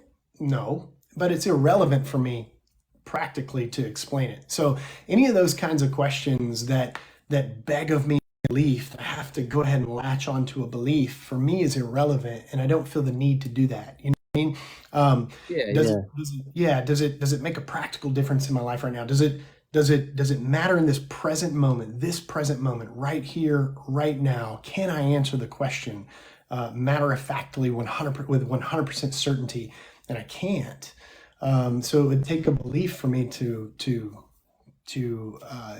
assert any of those kinds of things. Um, does that make sense? Yeah, I mean, do you believe that your mother loves you? Um, do I believe? That's an odd question, but like, do you It is. believe that your mother loves you? Uh, I mean, she just it's a complicated relationship. Yeah, I don't know why. I just something that just came to the forefront of my mind. I was like, because yeah, we all have I to don't, believe that. You know what I mean? whether I believe that she loves me or not doesn't, it's irrelevant, right? She either loves me or she doesn't. And if I believe she loves me and she doesn't, it's irrelevant that I believe it. If believe she doesn't love me and she does, my belief is irrelevant. The fact of the matter is she either loves me or she doesn't. So my belief holds no, there's no, it holds no weight on her actual love or lack of, right? It's So, you though. It holds weight on you. If uh, you don't well, believe that she loves you, right? yeah, unless you can drop belief and just view what is, right? And experience what is. And so when she loves me, she displays a love. I don't have to believe that she loves me. I don't have to believe anything. I just experience her love. It doesn't require a belief of me. If she were to show me that she didn't love me, I wouldn't have to believe that she didn't love me. I would experience that lack of love. So if you could drop that need for belief, or drop that belief, it really does become irrelevant of the fact of the matter of the happening. The happening is all there is. It's a happening of love, or there's the happening of not love. And whether I believe it or not, if I can detach myself from that need for belief and have this healthy form of detachment where I don't have to believe anything, and Yeah. I'm experiencing what is, whether it's love or lack of love, I'm experiencing what is as the happening. Now I don't have to believe whether she does or doesn't. Why is it so important not to believe though? That's like, what are you I just think striving, it's seeking? irrelevant. I just think it's irrelevant. And I think there's a lot more peace when So there is uh, this lack of need for belief. Uh, I've experienced peace and bliss not having to believe anything, not saying, oh, I got to believe this. I don't really right, know that it's true or not, but I believe it and I'm going to hold on to it, because that's what belief is holding on to something that you hope is true, right? hmm Um, and if you could let go of that, that would be more of a definition of faith, is letting go. If you're hanging on to something, that's like true. believing it. Yeah, Faith is more like letting go and going, that's okay, very wait, true. That's very true. Actually, faith is letting go. yeah, and just kind of, okay, let go and trust what is. I'm gonna exist, right? And that doesn't require a belief. And when we can let those things go, I think it does bring a lot more peace. When you can just exist and be and trust that existence, like trust the happening. Your brain knows what it's doing. You don't have to tell it what to do. Your heart beats. You don't have to tell it to beat. Your lungs breathe. You don't have to tell them to breathe. And you don't have to Right. believe anything either. You really don't. You can just be and find this enormous sense of peace and bliss that comes with that letting go. At least that's what I've experienced. That's a great. I mean, that's a great explanation. I won't say it's not. I mean, faith. So you think faith is different than belief, obviously, because like if you have faith, you feel like the universe will provide you with kind of like what do they call that? Like faith in faith, and then the universe will respond based on how you react to it or something like that. I That's forgot not they really call what I it. would say. No, I wouldn't say that. I think when I was describing that, I would just say like letting go, period. So, and not even going, oh, the universe is gonna do this for me or that for me, because that would be kind of a belief in a higher power, right? Or that the universe is like That's got to be doing. exhausting though, in a sense, though. It's In not in a way, it's actually extremely relaxing, because what it is instead of like this intense focus on this belief, when you relax, like you've got all this peripheral that you never even pay attention to. Like, because most of us are so honed in on something, right? It has to be this. And we have all this peripheral consciousness, you could say, like a peripheral vision that we never pay attention to. And if you could just like relax and just let go and take a step back and just be. It is. It is. And then you could say this is going to be blasphemy for a lot of people. I am. I just am. I am. And you're in this relaxed state of peripheral consciousness, you could say, you could call it. And it really is the most relaxing thing you could possibly, because at that point, anxiety really does potentially disappear, because you're not worried about anything. You know that everything is a happening, and it's not, no one's controlling it. There's no control, because there's not a separate controller and thing to be controlled. Everything is what it is, as a happening, as it's happening, as this constant flowing energy of the cosmos. And so that relieves you of all anxiety. It you really can does, and gives cause you yourself a absolute lot peace. more pain. Like just believing in something, like, oh, I believe something bad's going to happen, or I believe, you could cause yourself. You're right about that, and I've been there. I've let go a lot, and I can call it faith, and I think that honestly, my belief in God started off kind of like that, where I thought, well, God is mad at me, or God is this, or God is that, until I started to realize that I was doing everything wrong and God was still giving.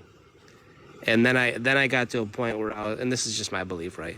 I got to a point where I was like, man, God is actually good, and he had grace upon. He didn't have to, but he kept giving and giving, and you can call it God, energy, whatever you want to call it. But there was definitely a point where he definitely revealed himself to me, and there's absolutely no way now that I could ever be turned back to, because I had a little bit of a spout of atheism, right? Because I was like, well, God, if you're real, then like reveal yourself to me. And like literally the day before I did that, he actually did reveal himself to me, and not in like, he didn't like show up.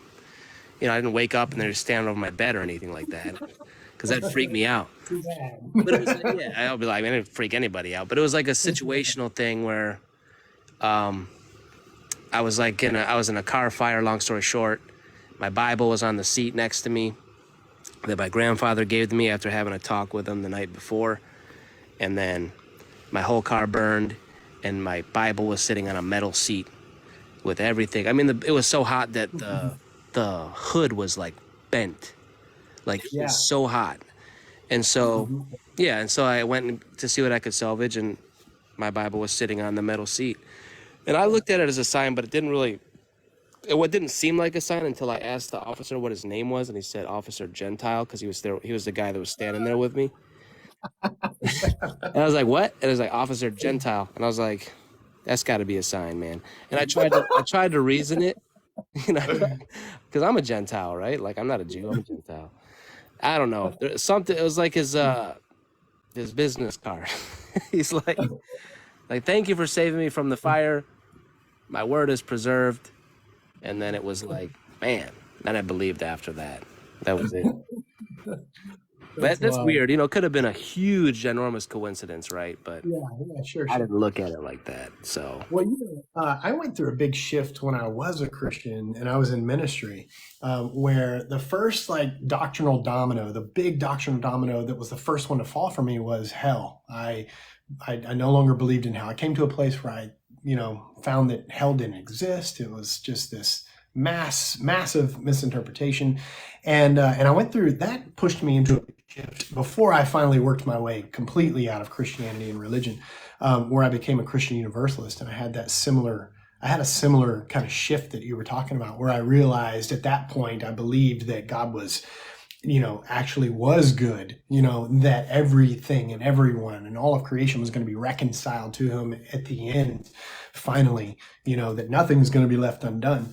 And that was a huge shift for me because I went from, like you were saying, this like God judging me all the time and just yeah, yeah. wrathful and angry and messing up all the time. I can't do right, all these thoughts in my head and all that kind of stuff. To wow, okay, God is completely, absolutely unconditionally loving. That was a shift I went through. Of course, like I said, prior to leaving completely, but But you don't believe now at all. Like there's not one no, shred of evidence no, at no, I all. really don't. Yeah, I mean, when I went through all of the just the researching and studying and praying and begging and all too that I went through, I came to a place where I couldn't believe anymore. I don't know if you've been on my live before, but I describe it like this. It was like I had walked into a dark room, stepped on a rope, and believed it was a snake.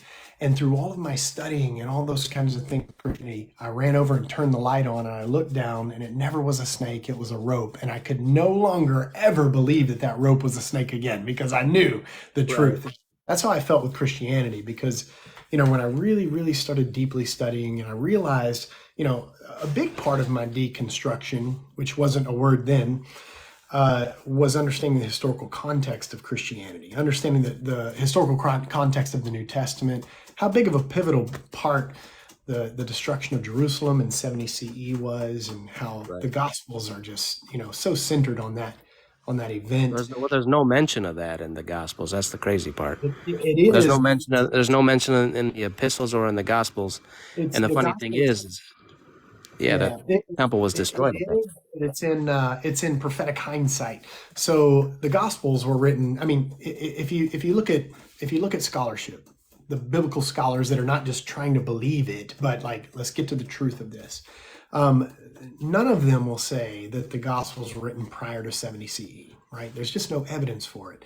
The the evidence I earliest. just gave you. There's no No, no, mention of the no. destruction of the temple. I'll There's get to no that because mention. there is. I'll show you. But because I have my Okay, Bible, I'll show you. go there. But the earliest manuscript evidence we have, most conservative dating that we have, and this is the most conservative dating, is 120, 115, 120 CE, right? All the way up to that same fragment, all the way up to possibly 250 CE. So Yeah. one, we don't have any manuscript evidence prior to 70 CE, obviously, but the Gospels do talk about the destruction of Jerusalem, but they talk about it in a prophetic sense. So they have Jesus predicting the destruction of Jerusalem as the end, as his coming in judgment.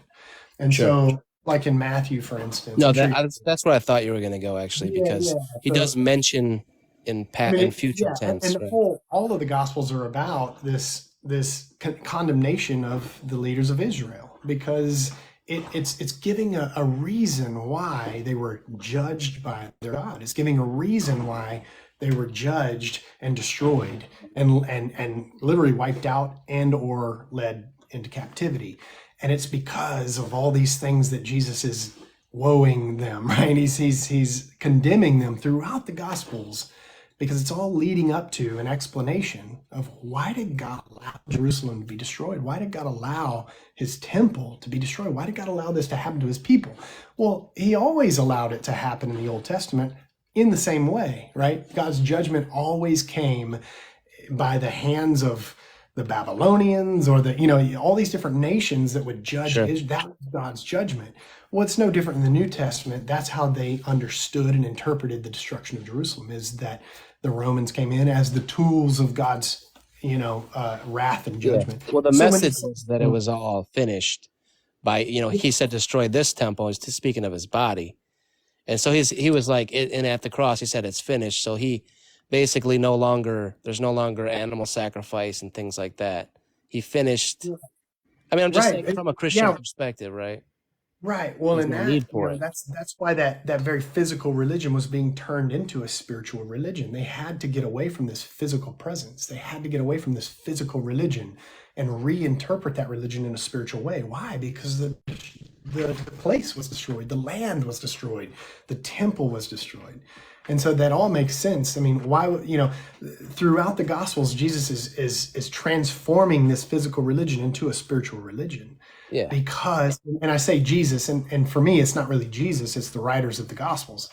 Which They're were giving this information, not the eyewitnesses. Romans, you're saying, or Oh no, I don't know who they are. I mean, I for see. me, it seems to me that they were. A lot of people think it's the Romans. It could have been, but for me, it seems to be Jews who had survived, who were trying to figure out how to continue to exist. How do we continue to exist? And there were these stories about Jesus. There were stories, of course, you hear about the telephone game, blah blah blah, right? These Yeah. stories were told over and over and over, and then you have, maybe a proto Mark or something or a Q or whatever, but you have Mark eventually written.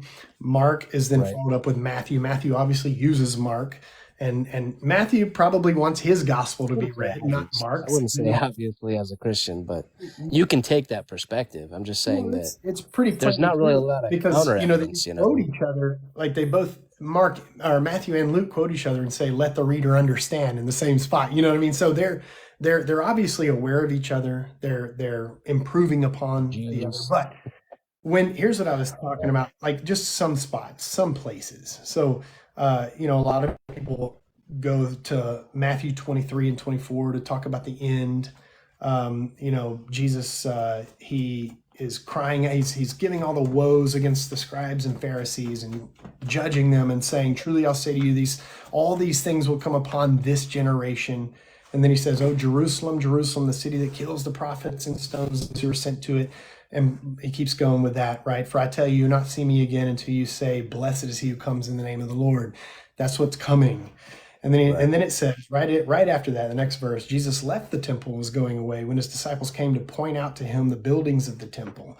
But he answered them, you see all these, do you not? Truly I say to you, there will not be left here one stone upon another that will not be thrown down. And then he sat on the Mount of Olives, and the disciples came to him privately. So that's really specific there. Privately saying, tell us, when will these things be? When will be the sign of your coming? When will be the end? So they recognize that in the story, of course, that when Jesus is talking about the destruction of the temple, that he's referring to his coming and the end. Like they recognize that. And then at the end of that chapter, of course, he says, truly I say to you, this generation will not pass away until all these things take place. The same words that the disciples used. They I said, just believe he's when will talking these about the things be? revelation, No, he of the says, Old Testament. yeah, no, he says, because they asked, will these things be? And he says, these things will happen before this generation passes away. And the reason they have him saying that, the reason they put those words in Jesus' mouth, the writers, is because the temple was destroyed. And so they are having this prophet, this Messiah prophet, predict, and these are stories. I mean, they believe these things probably. A lot of people think the Romans wrote, the Gospels, and that may be so. I don't know. I wasn't there, Yeah. but Did they write if it was, Psalms 22 though? Because that's pretty yeah, crazy. well, yeah, but I mean, when It's like they're gonna when you pierce could, my hands and feet. yeah, but I mean, think about that. If you wanted to have somebody fulfill Scripture, it'd be very easy to do Yeah, to but the Romans would ascribe have that because the they Romans were would have had to create it based on that psalm. Like they would have had to create. We know that they crucified other people, not just That's what I Jews. was going to say. Was that it was a high messianic period. I mean, there was this high messianic expectation in that time. There were a lot of people rising up, claiming to be messiahs, claiming to be prophets. Lots of people were crucified. Lots of people were put to death. And so it would be easy to take one of those guys and say, "Oh, look, here he Look, this is." lines up with something that was written 900 years before crucifixion Sure, existed. yeah, sure, absolutely, I don't know absolutely. about that. I'm Yeah, not trying to be sarcastic. I'm just saying that like this was written 900 years before crucifixion was existed, and it says, I'm poured out like water. We know that we Jesus have was no stabbed and water evidence poured that out. we have no even, Pierced but his that hands and comes his from the feet. Gospels, is what I'm saying. Like that comes from the Gospels, which are fabrications, is the point I'm making. It's fabrication. Well, I mean, I just have trouble understanding. Like, okay, I get where you're coming from. Hey, Valentin. I get where you're coming from. I'm just saying, like, the Romans created crucifixion not based on Psalms 22, but Psalms 22 depicts crucifixion. You know what I'm saying? Mhm. Yeah, well, yeah, possibly. And that was written 900 years before Christ and before crucifixion was even invented. Well, yeah, probably not written 900 years before Christ, but and and and we say Christ like it's a name, but I mean 800 Jesus. years? There may have been a Jesus guy, but the Jesus that we talk about, Jesus Christ from the New Testament, I think is a complete fabrication. I do, and I think they've written those stories to fulfill scriptures. Um, Right. The so, Romans did. They created well, the no, crucifixion. no, a lot of people think that, but I don't know what to think about that. That's cool. I've seen Caesar's Messiah and all that kind of stuff, but I don't know what to think about that. I haven't I got you. No, that's fine, gotten man. it. I just, I definitely respect what you believe, man, and I get Yeah, where you're same coming here, from. man. I appreciate the conversation, Yeah, for sure. I'll come on and thanks again for being sometime. respectful. Yeah, for sure, for sure. Thank you, All right, man. Stephen. I appreciate you, my friend. Yeah, take care, man. Yeah, have a good night.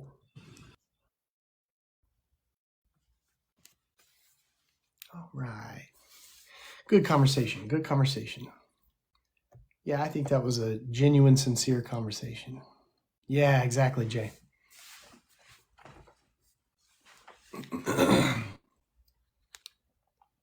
All right, Apostle Zika is about to perform his miracle. I got to get some water.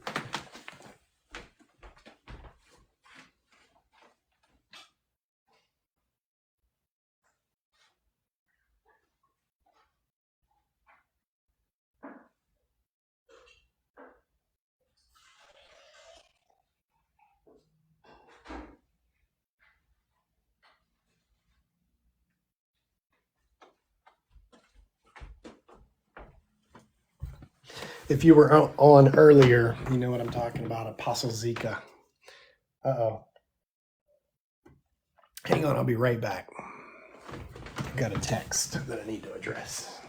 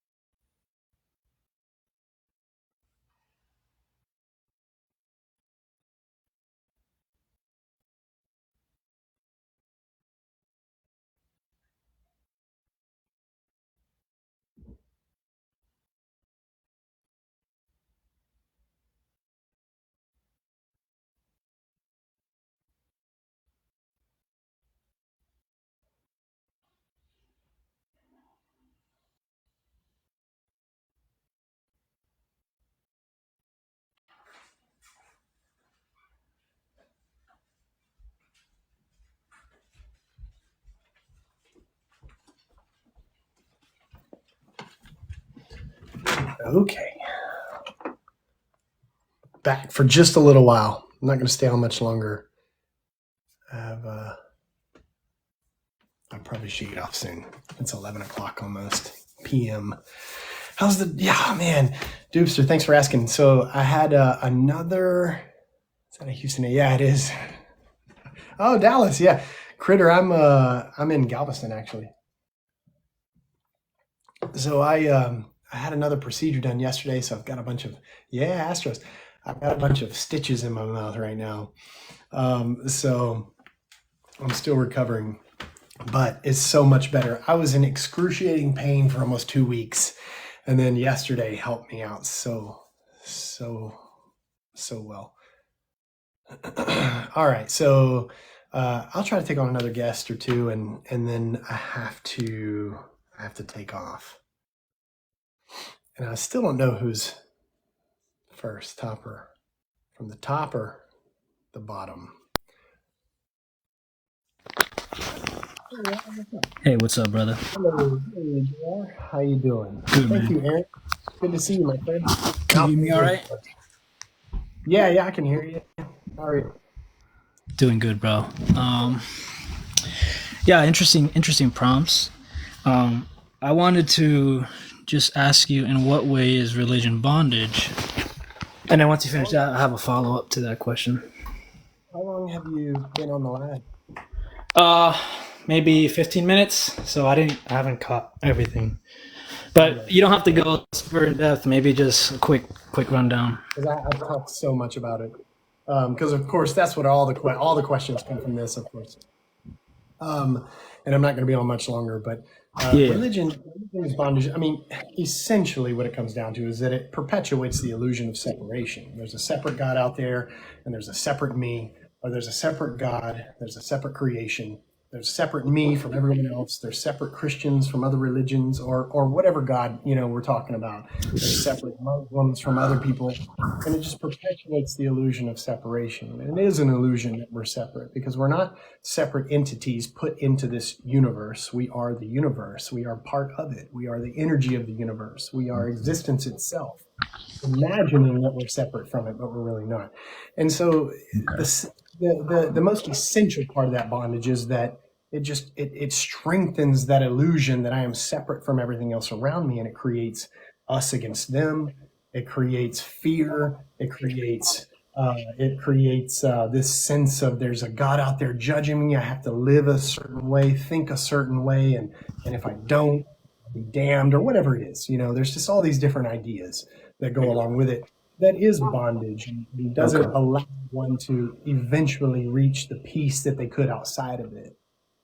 Interesting. Okay, and then I'll respond to that after this question. And why is bondage, from your view, why is it bad? Because separation? Well, it's not bad. It's not bad. It's that when you realize these things, you truly can't have the peace that religion promises but can never deliver. And I see. whether someone is in the religion, in the bondage or not, there's nothing wrong with it. There's nothing bad about it.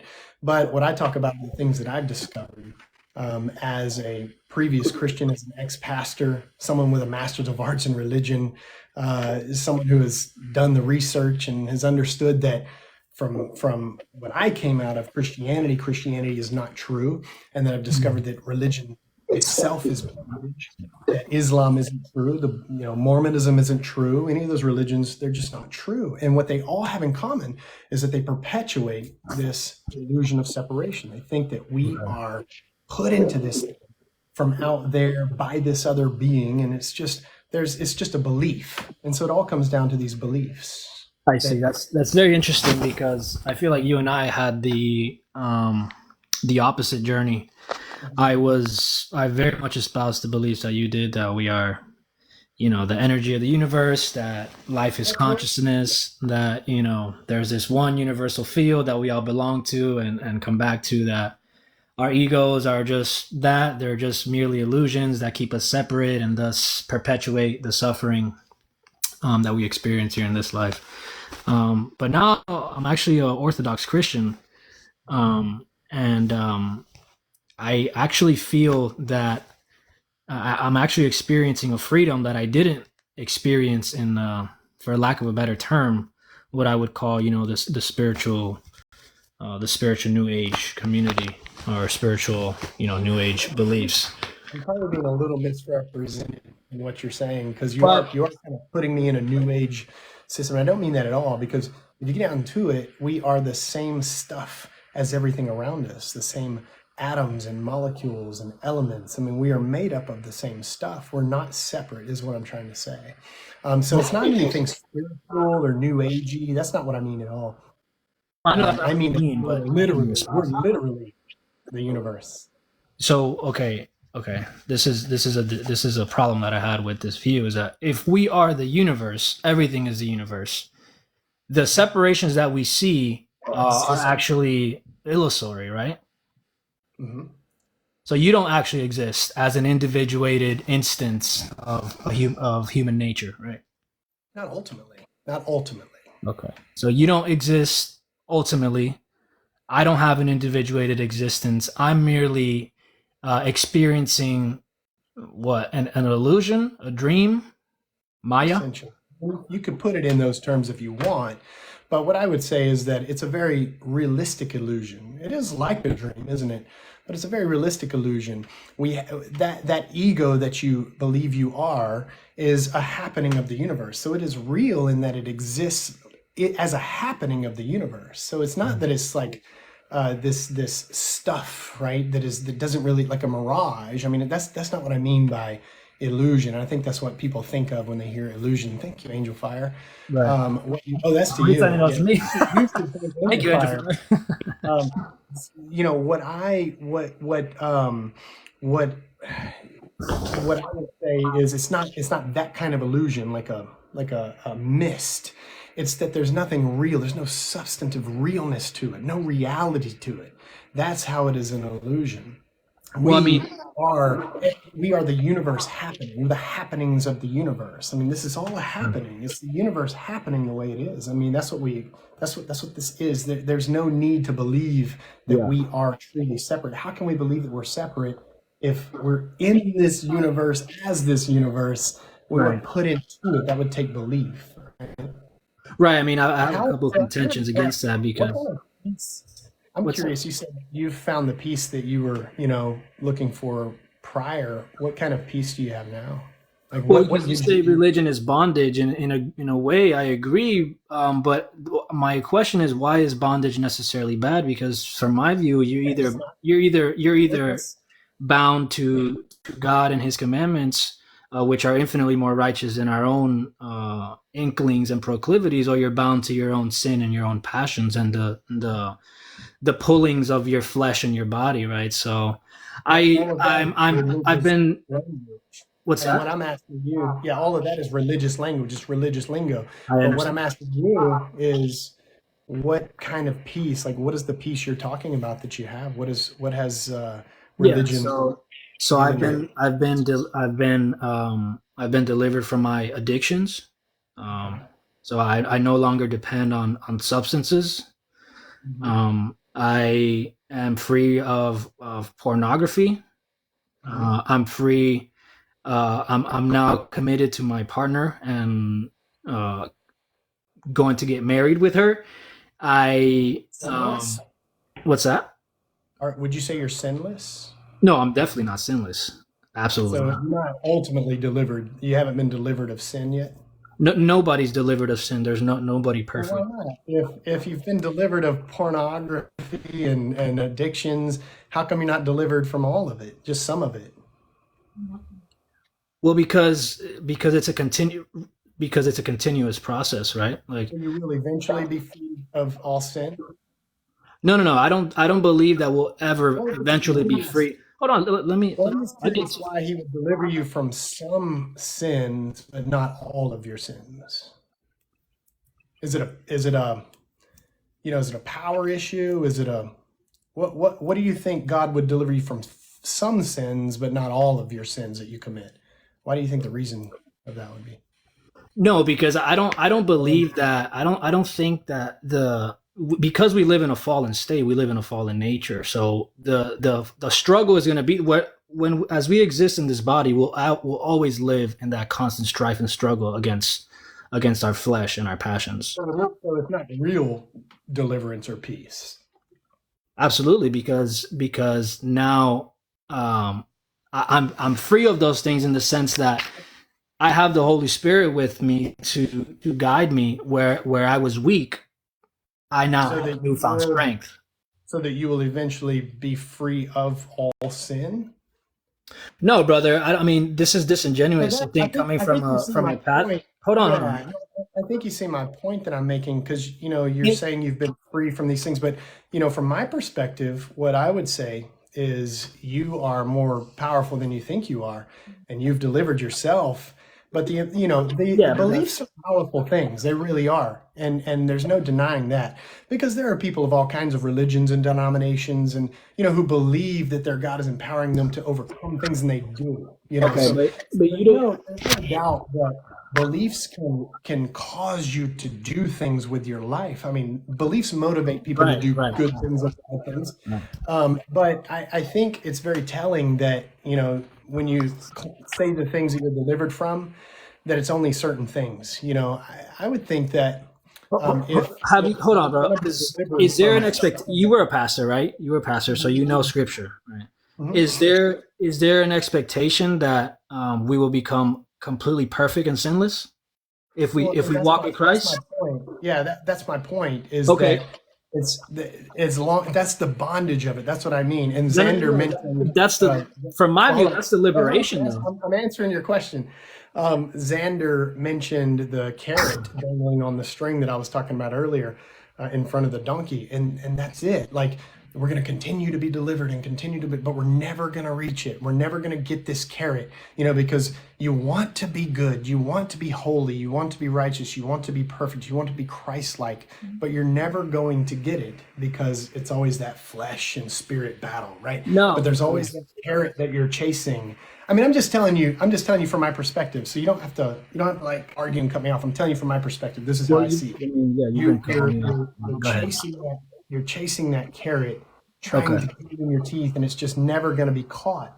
Okay. And I think that's the bondage. That's a lot of the bondage that I'm talking about as well, is the promises that are never delivered. Is it bondage if it's a free choice? There's no such thing. You don't believe in free will? Of course not. Okay, so I don't have the capacity to reject Christianity then? No. But okay, so that's hearing the things that I say that's the end of your position then, bro.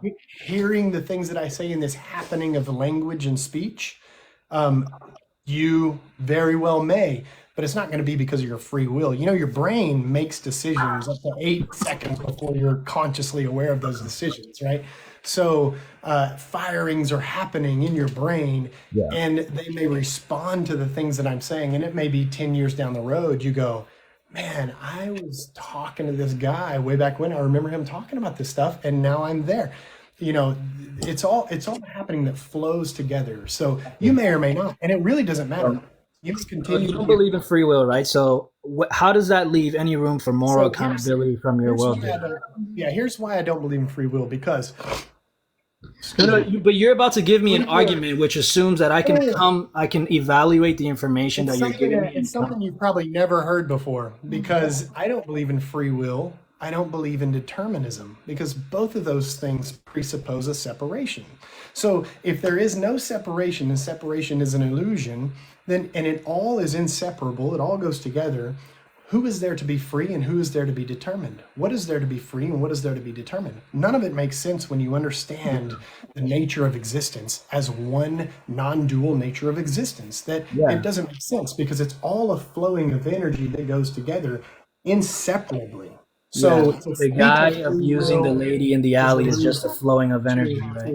So to speak of determinism is just it's an illusion. I mean, all of it is. You can transcend those human concepts and beliefs. You can transcend, and it really doesn't mean anything anymore. Yeah. So the person violating the old lady in the alley is just a flowing of energy, right? There's no actual moral consumption against that. Culturally, no, if you want culture separation, bro, don't go there. if you want to get into morality is an evolving thing, and it's Right. dependent upon the culture and times that you're in. There's no But ultimate right or wrong. ultimately, you transcend those human ideas of morality, good, bad, right, wrong. All those things are just human concepts. They're just human Okay. concepts. They're So human concepts. And so when you transcend that and you look at it from a universal level, none of it's just like ants fighting.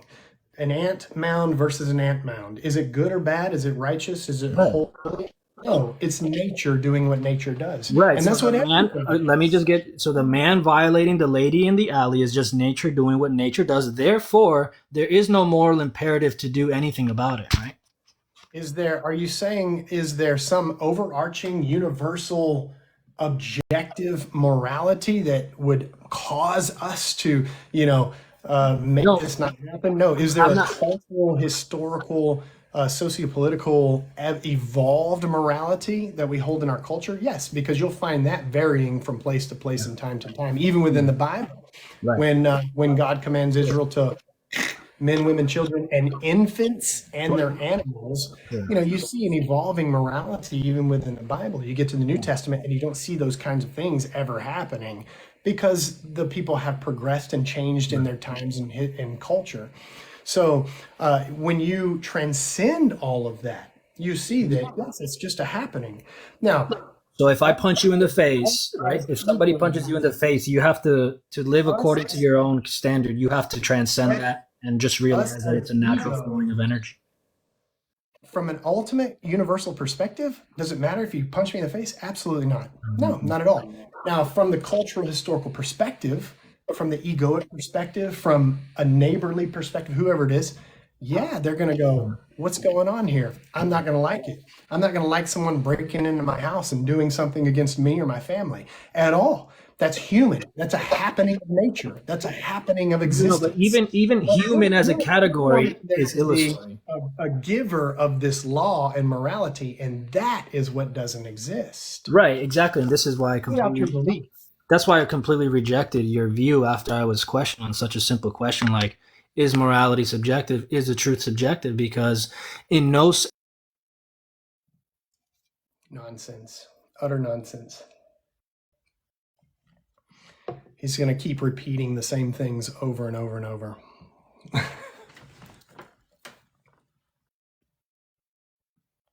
Who is this?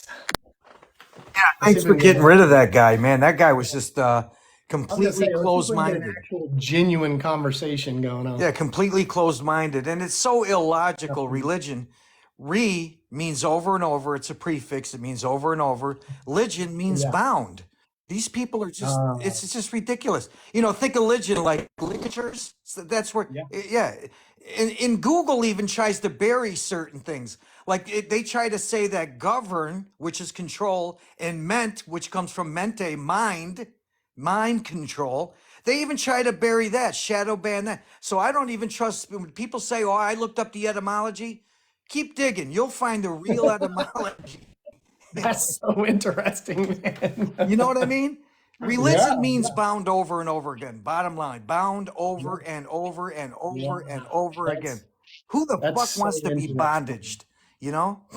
Yeah, yeah, that is so interesting. So interesting. I'm definitely going to look into that. Dude, it's Yeah. so, and I grew up Catholic, you know what I mean? Uh-huh. And I read the Bible 9 times, and I sat with Baptists, and I went to many Bible studies. Why do you think that Bible is the first book that any jail you go to, you can get the book? Because it puts in your subconscious the 10 commandments. We're ruled by our subconscious. So when it says don't lust, it puts lust in your subconscious. When it Yeah, says don't, all those don't statements, when we tell a child don't run, it's always better to say please walk. Please walk. yeah, Dude, right, right. I think it was really designed by geniuses in a way, you know what I mean? To make Yeah, us do those things.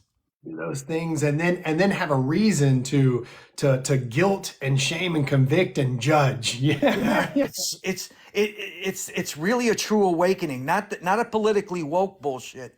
You know what I right, mean? That all right. this No, is remembering what you're teaching is remember who you are. You just mhm. are. You know? And Exactly. I am because we are. You're connected to all humanity. And if they teach I am because we are, you're not going to want to do. And that's the first thing these Christians go to. I had to turn it down. I don't even want that stuff vibe. He kept saying yanking a lady in an alleyway. I don't even want to Yeah. hear that. That stuff It's gets in your irritating. subconscious and you wonder why you had Exactly. a nightmare. These Uh-huh. Christians always go to, I'm not even going to say, I don't want to even say unalive anymore. I'm going to say I'm Yeah. alive. I'm going to Yeah. start Yeah. referring it to I'm aliving. You know, these people always want to talk about I'm aliving. I'm aliving. You know what I'm Yeah. saying? Yeah. Right, man. And you know, Constant. Constant. I the know. ego thrives on the idea of separation, and it Mhm. loves problems and conflict. That's what he Yeah. wanted to do with you, conflict with you.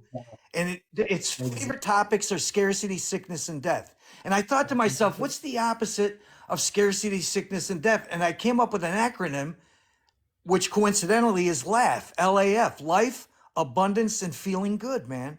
Life, abundance, and feeling good, man. These guys always Yeah. want to talk about death, destruction. They want to put that shit in my subconscious. Yeah. Fuck you, bro. You know what I Right, mean? man. Either Yeah. you're Yeah. ignorant or you're just a negative Nelly. I know. It kills me, I'm, man. I'm It's so following you, harmful. John. I'm following you, John. And listen to this one. Good stuff. This vengeful, punishing guy in the sky, this sky daddy, is a psychopath, number one. You know, what's worse than I'm aliving people? Notice I'm Yeah. saying I am alive. I'm Mhm. aliving people. You know what's worse? Eternal damnation. That's a Right. psychopath. At least when I'm Exactly. alive somebody, it's over in a split second. This guy, Yeah. and you know, judgment day to me is every day that I Ever and speak, I'm ever. either cursing or blessing myself with my words. I believe words are powerful. I've never heard you talk about that. You think the words are powerful?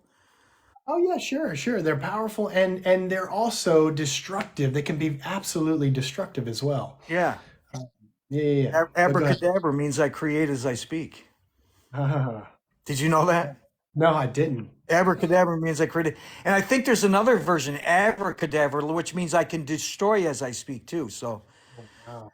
and think about it. I think it got hijacked. I think religion got hijacked. I think they stole a lot of ancient stuff. In the beginning was the word. God is the word. Magic spell implies words. Abracadabra. Universe. Uni is what? One. Verse is what? A song. The universe is one song. It's a Yeah. vibration. You know, Yeah. are these coincidences? So I Yeah. believe I'm going to tell a guy when he's climbing a ladder, instead of yelling "Don't fall" and putting fall in that guy's subconscious, keep your balance. Right. Keep your Yeah. balance. That's so good, man. And I love it. I love it. these Christians want to constantly go to the subconscious horrible word. And I don't want that shit in my subconscious. Yeah. Yeah. I'm not going to try to convert these people no more. You know, I say Yeah. the same stuff you say. You know what I Yeah. mean? Yeah. And it doesn't work. It doesn't work Yeah. because people that don't want to be enlightened, Yeah. somebody that wants to be enlightened will put a hand outstretched, you know? Yeah. Yeah. Exactly. And these Exactly. guys are egoic. It's all problems and conflict. They want to Mhm. argue and they don't have an open mind. And just think of how illogical the Sky Daddy is. You know, he looks like the bass player for ZZ Top, right? And he's a psychopath. Yeah. Yeah. Sure. Oh, Sure. oh, and I No, told you, absolutely. Judgment Day to me is every day that I speak, I'm either cursing or blessing myself with my words. You know what I mean? What do you Yeah. think? Do you still go to scripture? Do you still use some scripture? Because Yeah. I'm Yeah. trying to even, like, I like no weapons will be formed against me, but I want to think about how to say that in a In a non-bondage, positive way. yeah, non-religious bondage, because Yeah. people are going to think right off the bat, you know what I mean? Oh, he's religious. That's cool. That's cool. Exactly. Yeah. Exactly. So what Yeah. do you do I mean, I think when it it would be comes? best to come up with your own things like that. Write some of your own. I think that's even better because you have this knowledge within you, like you have the wisdom within you. Come up with your own sayings. I don't think you need to depend on any because they're just words of ancient human beings, right? They're just trying to figure out their way, just like we are. And I think you have it within you to come up with not with your own scriptures. That's not what I'm saying. Your own word of God, but your things to say, man. I think that's because I find it so interesting. Like you've really you've really made me think about some things here. I mean, the way I talk, the way I speak, am I speaking negatively? Am I speaking positively? Because it does affect everything around me. It's something to think about for sure. Definitely. What do you think about what's the other thing about a religion? Okay, so do you think was Jesus? Because I'm hearing some real intellectual guys that they got like literally they got books in front of them where Jesus was made up. It was really Yeshua. Yeah, well, I mean, well, yeah, but I think the whole New Testament story of Jesus is made up, that it's fiction, it's fabrication. There's a reason for it. And the reason is to continue the religion that was very physical, but in a spiritual way post the destruction of Jerusalem. I mean, that's the whole point of Jesus. Now, if there was a guy, like an actual guy, Jesus, there may have been, and some of these stories are based on him, but everything that you read about him in the Gospels is fabrication. I mean, it's story built upon story, built upon story, built upon story. So, and the name doesn't really matter to me so much. It's that the stories aren't actual truth; they aren't historical. I mean, that's the big point for me. So whether he's Yeshua Well, see, the nice thing about Yeshua is it's got yes you are in it. It's almost like yes you are. It's a yes.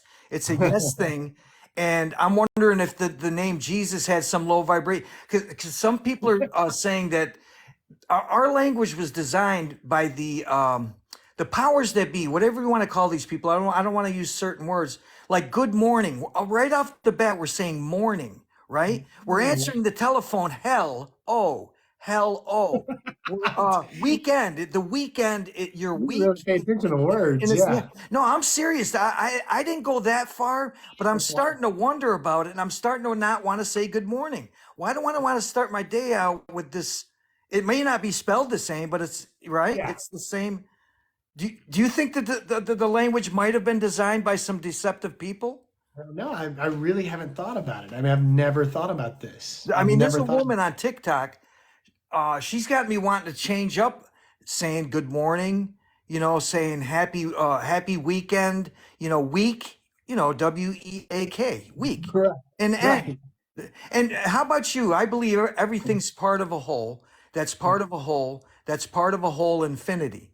I don't believe there's beginnings and ends. Yeah. Do you believe that we're spiritual beings of some kind?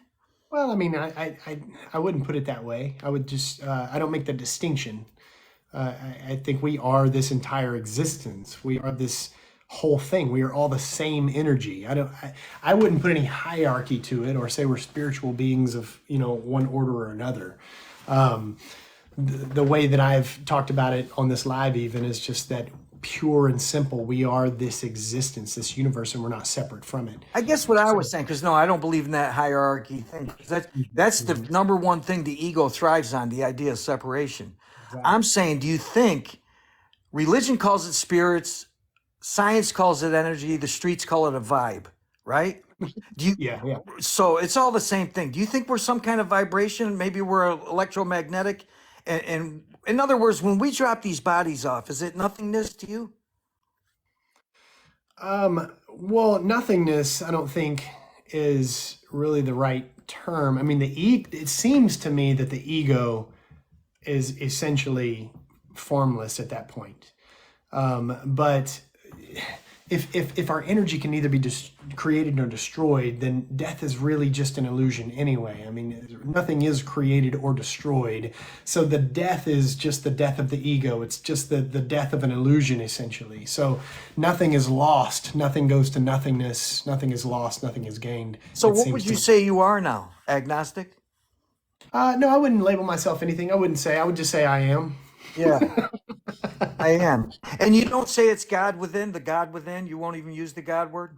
No. I mean, if I have to, if it's somebody that I'm talking with that really, I feel like I, should use that word to speak to them in some way, I don't have a problem with using it. But it's not external. You'll tell them it's within me. Yeah, that's right. That's right. If there is a God, you are that God because you are all that exists. You're not separate from it. So if there is a God, if you want to use the word God, that's what you are. That's what this is. It is God. And it should, so really you could just say the power within, right? Yeah, you could. Yeah, I mean, it's life. Period. Life, existence. It's it's the ocean of being. That's what God is, and everything that is a wave that thinks it's separate really isn't. It's all God, the ocean of being. But of course, it would take a certain situation and conversation for me to use those words. Do you think the world would be better off? Forget about religion. Say religion didn't even exist, but people were still saying this thing God.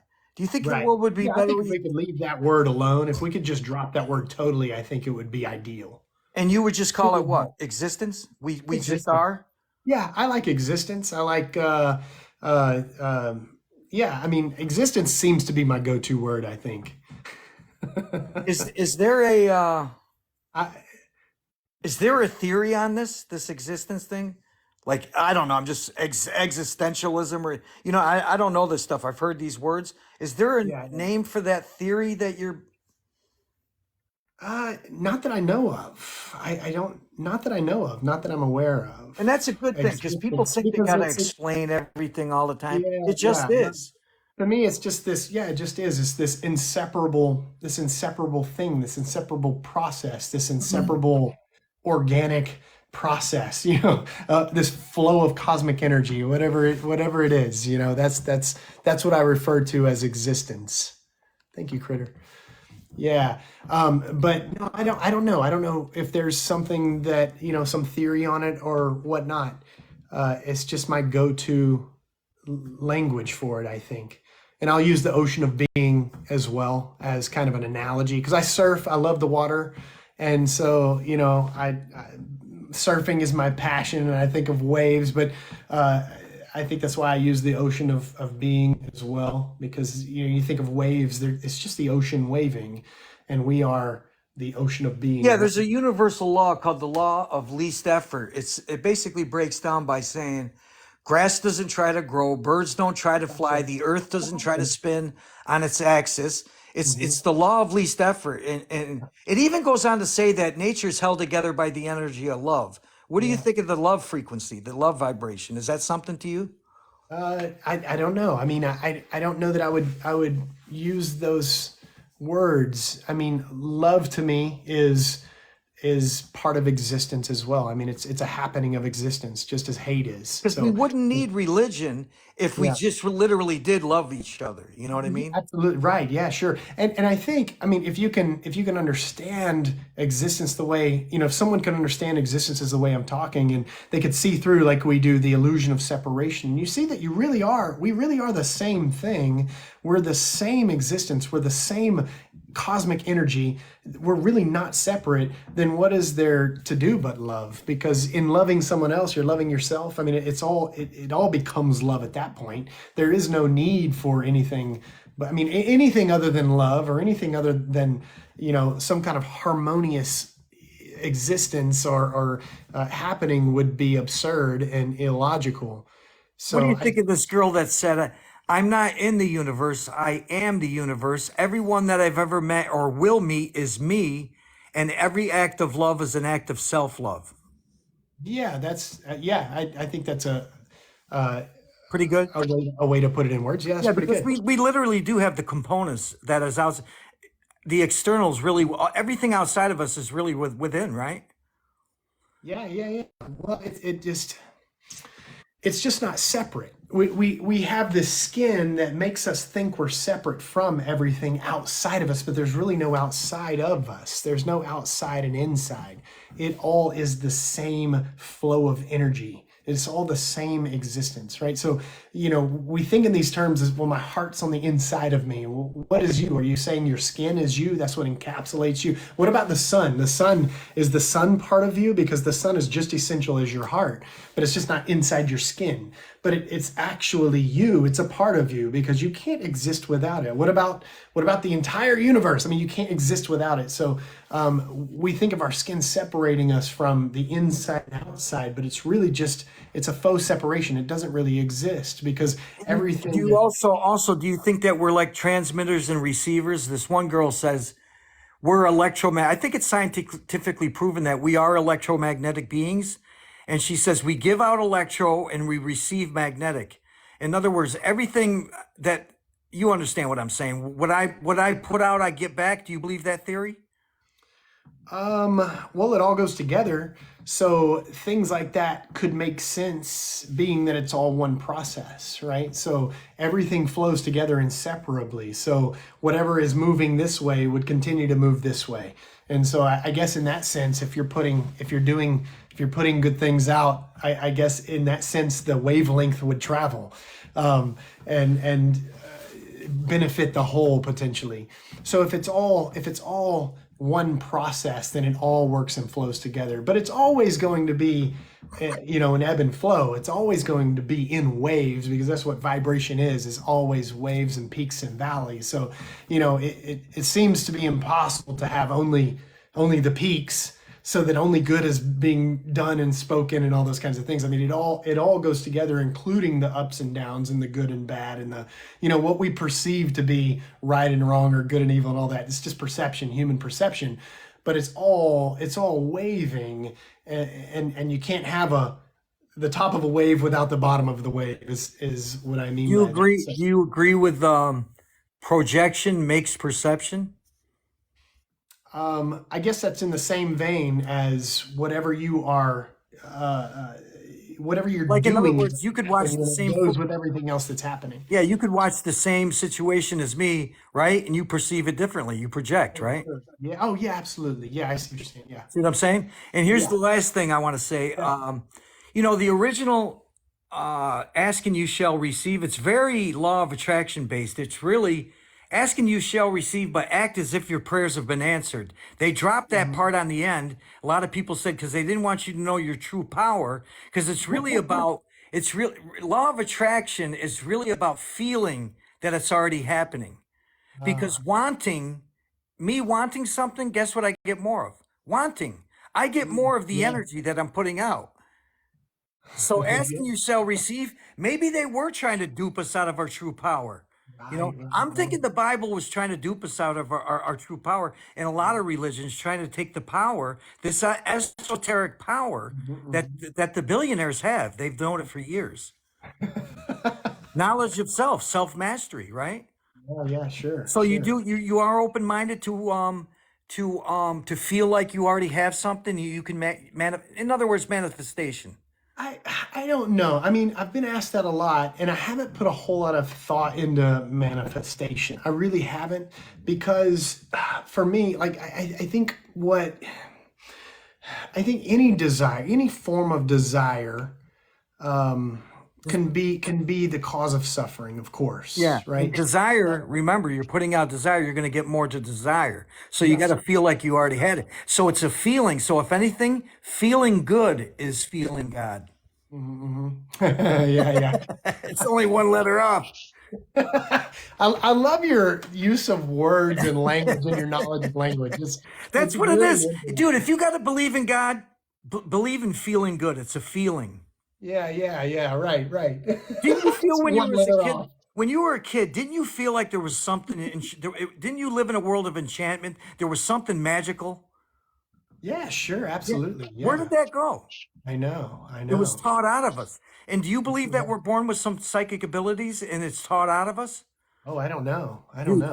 I've had some crazy shit, man, where like it's truly psychic. And I'd never want to be like, do you get a lot of coincidence? Yeah. There's coincidences all the time. Yeah, for sure. What do you chalk those up as?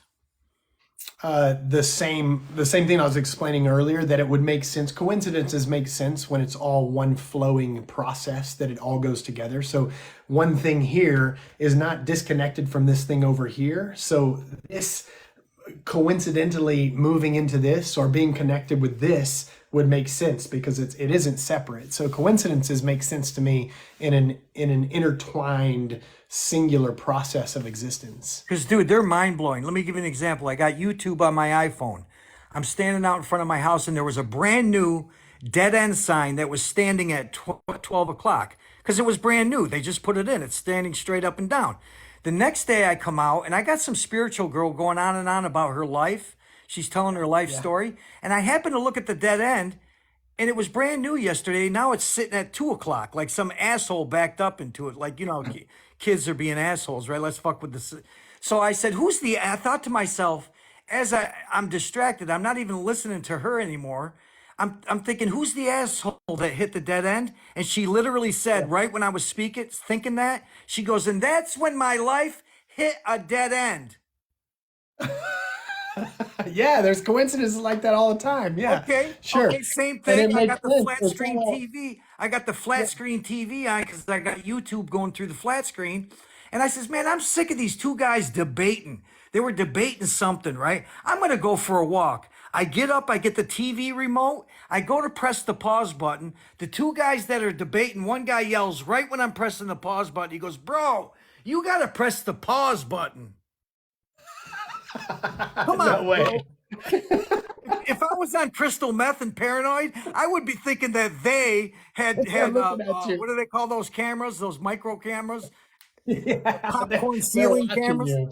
Yeah, yeah, But do you chalk that up as anything? Because I was getting a lot of them back to back. Like a lot of these yeah. universal people call it, "Oh, you're in alignment, man. You're aligned." Do you believe in getting in synchronicity, getting in sync with the? No. I don't know. I mean, I was just about to say you're talking about coincidences now, and I was just about to use the word synchronicity. So that right there is just a coincidence, right? Because when you were telling those stories, I was just about to say synchronicity. Synchronicity. It's all synchronized. It all goes together, and you just used the word. And I So think that's a good thing. I think if you're in sync with this existence, I think that's a good thing. Have you ever felt that? Like you're like really in sync with things? yeah, for sure, absolutely. I feel that very often. I mean, I think that's the meditative state that we talk about meditation and all that. That's just a meditative state, living in this synchronized feeling of with existence. I mean, it's because you realize that it's not separate. This whole illusion that we're talking about of separation, when you realize that you're living in this meditative state of oneness with all, with the whole, with the one, with all of it, right? And that would be it is an understanding. I mean, it's an understanding that you have, but it's deeper than that. It's some kind of transcending. It's transcending like human concept. It's transcending that bondage, that lockdown egoic mindset. And that would be that synchronous living in synchronicity, that I think we're talking about. Yeah, I see a lot of. Do you get more people in here that are anti your teachings? Oh yes, yeah, 90%. Oh, I was just gonna say because I'm looking, and you need a God. You need a God. Hey, you know Yeah, what, guys? all the time. More power to you guys. I'm not disrespecting your guys' journey. If that's what you need, but I don't need a rule book to not do those things to people. I don't need a judgment day God. And what's the other thing? That eternal original sin. Sin is an archery term. Sin is an archery term. It means to miss the Yeah, mark. It means to miss the that's mark. right. Yeah. Then I found out today, maybe it was in here. Was it in here? Somebody was saying that evil comes from that same thing, that when you keep missing the mark in archery, they called it evil. Did you know that? No, I didn't know that. Yeah. So a bunch of sin. Hey, he sinned. He sinned. These guys are shooting arrows and they're missing the bullseye. And they're yelling, Yeah. he's sinning. Has nothing to do with religion. It was shooting a friggin' bow and arrow. Missing the target. Why did religion take an archery term? That's crazy. That's hilarious. That's hilarious. Well, John, my friend, I'm getting ready to hop off here. Yeah. Look at this guy. Trump is our Lord and Savior. Jeez.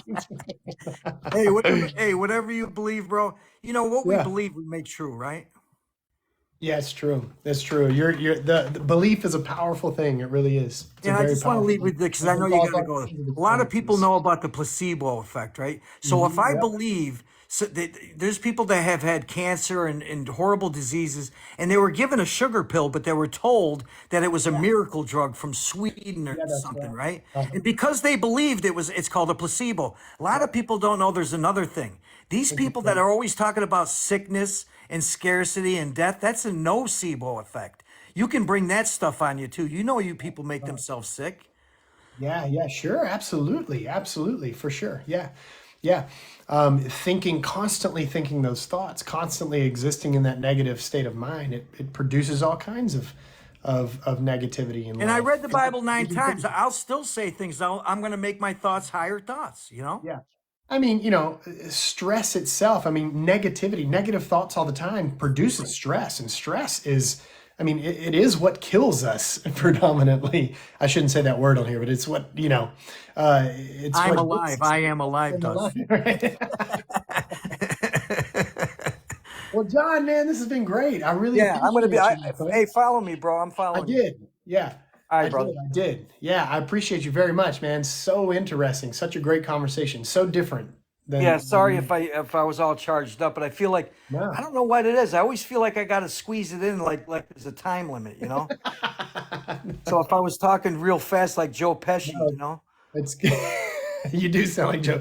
Well, thank you, man. I appreciate you coming on. All right, brother.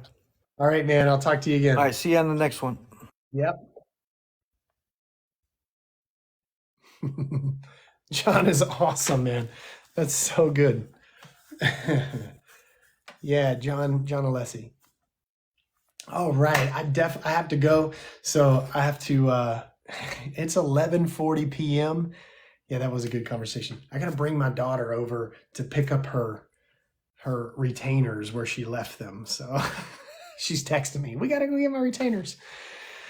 All right. Yeah, he was lively, smart Mark. I love you guys and I really appreciate you. Yeah, Bo, thank you so much, my friend.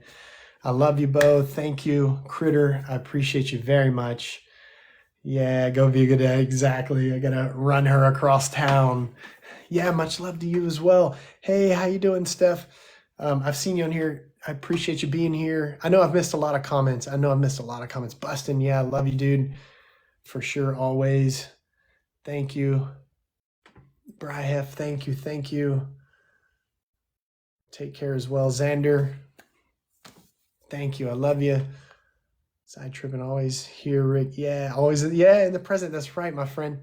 Jeff, I appreciate you. I mean, Jet, I appreciate you so much. Thank you so much, man. Thank you. Yeah, I feel better already, actually, Jet. I had that procedure yesterday and it just helped tremendously. I have been in excruciating pain for almost 2 weeks. I mean, excruciating. So just having at least this little bit of relief has been tremendous. I mean, it's been incredible. So I hope it continues. I think it's been successful. I hope it is. I love you, Jet. Thank you. Xander, thank you. Thank you, World Be One Free. Thanks for the likes, Joe Mo. Good to see you. Thank you, Steph. I will. Nothing worse than that. I know, man.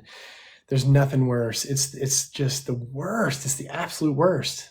There's nothing to do about it. The pain meds don't attack that. The only thing that's been helpful is ibuprofen, and I've probably overdone that for almost 2 weeks. It's really not good to do. So, all right, guys. I love you all very, very much. And I love these lives. I love seeing you all on here, especially you guys that are always here.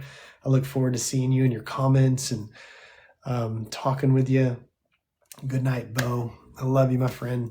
I will see you guys hopefully during the week. I'll go live during the week probably. So if I'm healing up nicely, I will. As long as, yeah, I'm going to heal up nicely. Talking with John, I need to start speaking that. I'm going to heal up nicely. So I'm going to go live during the week. And then, of course, Friday I'll go live as well. All right. I love you.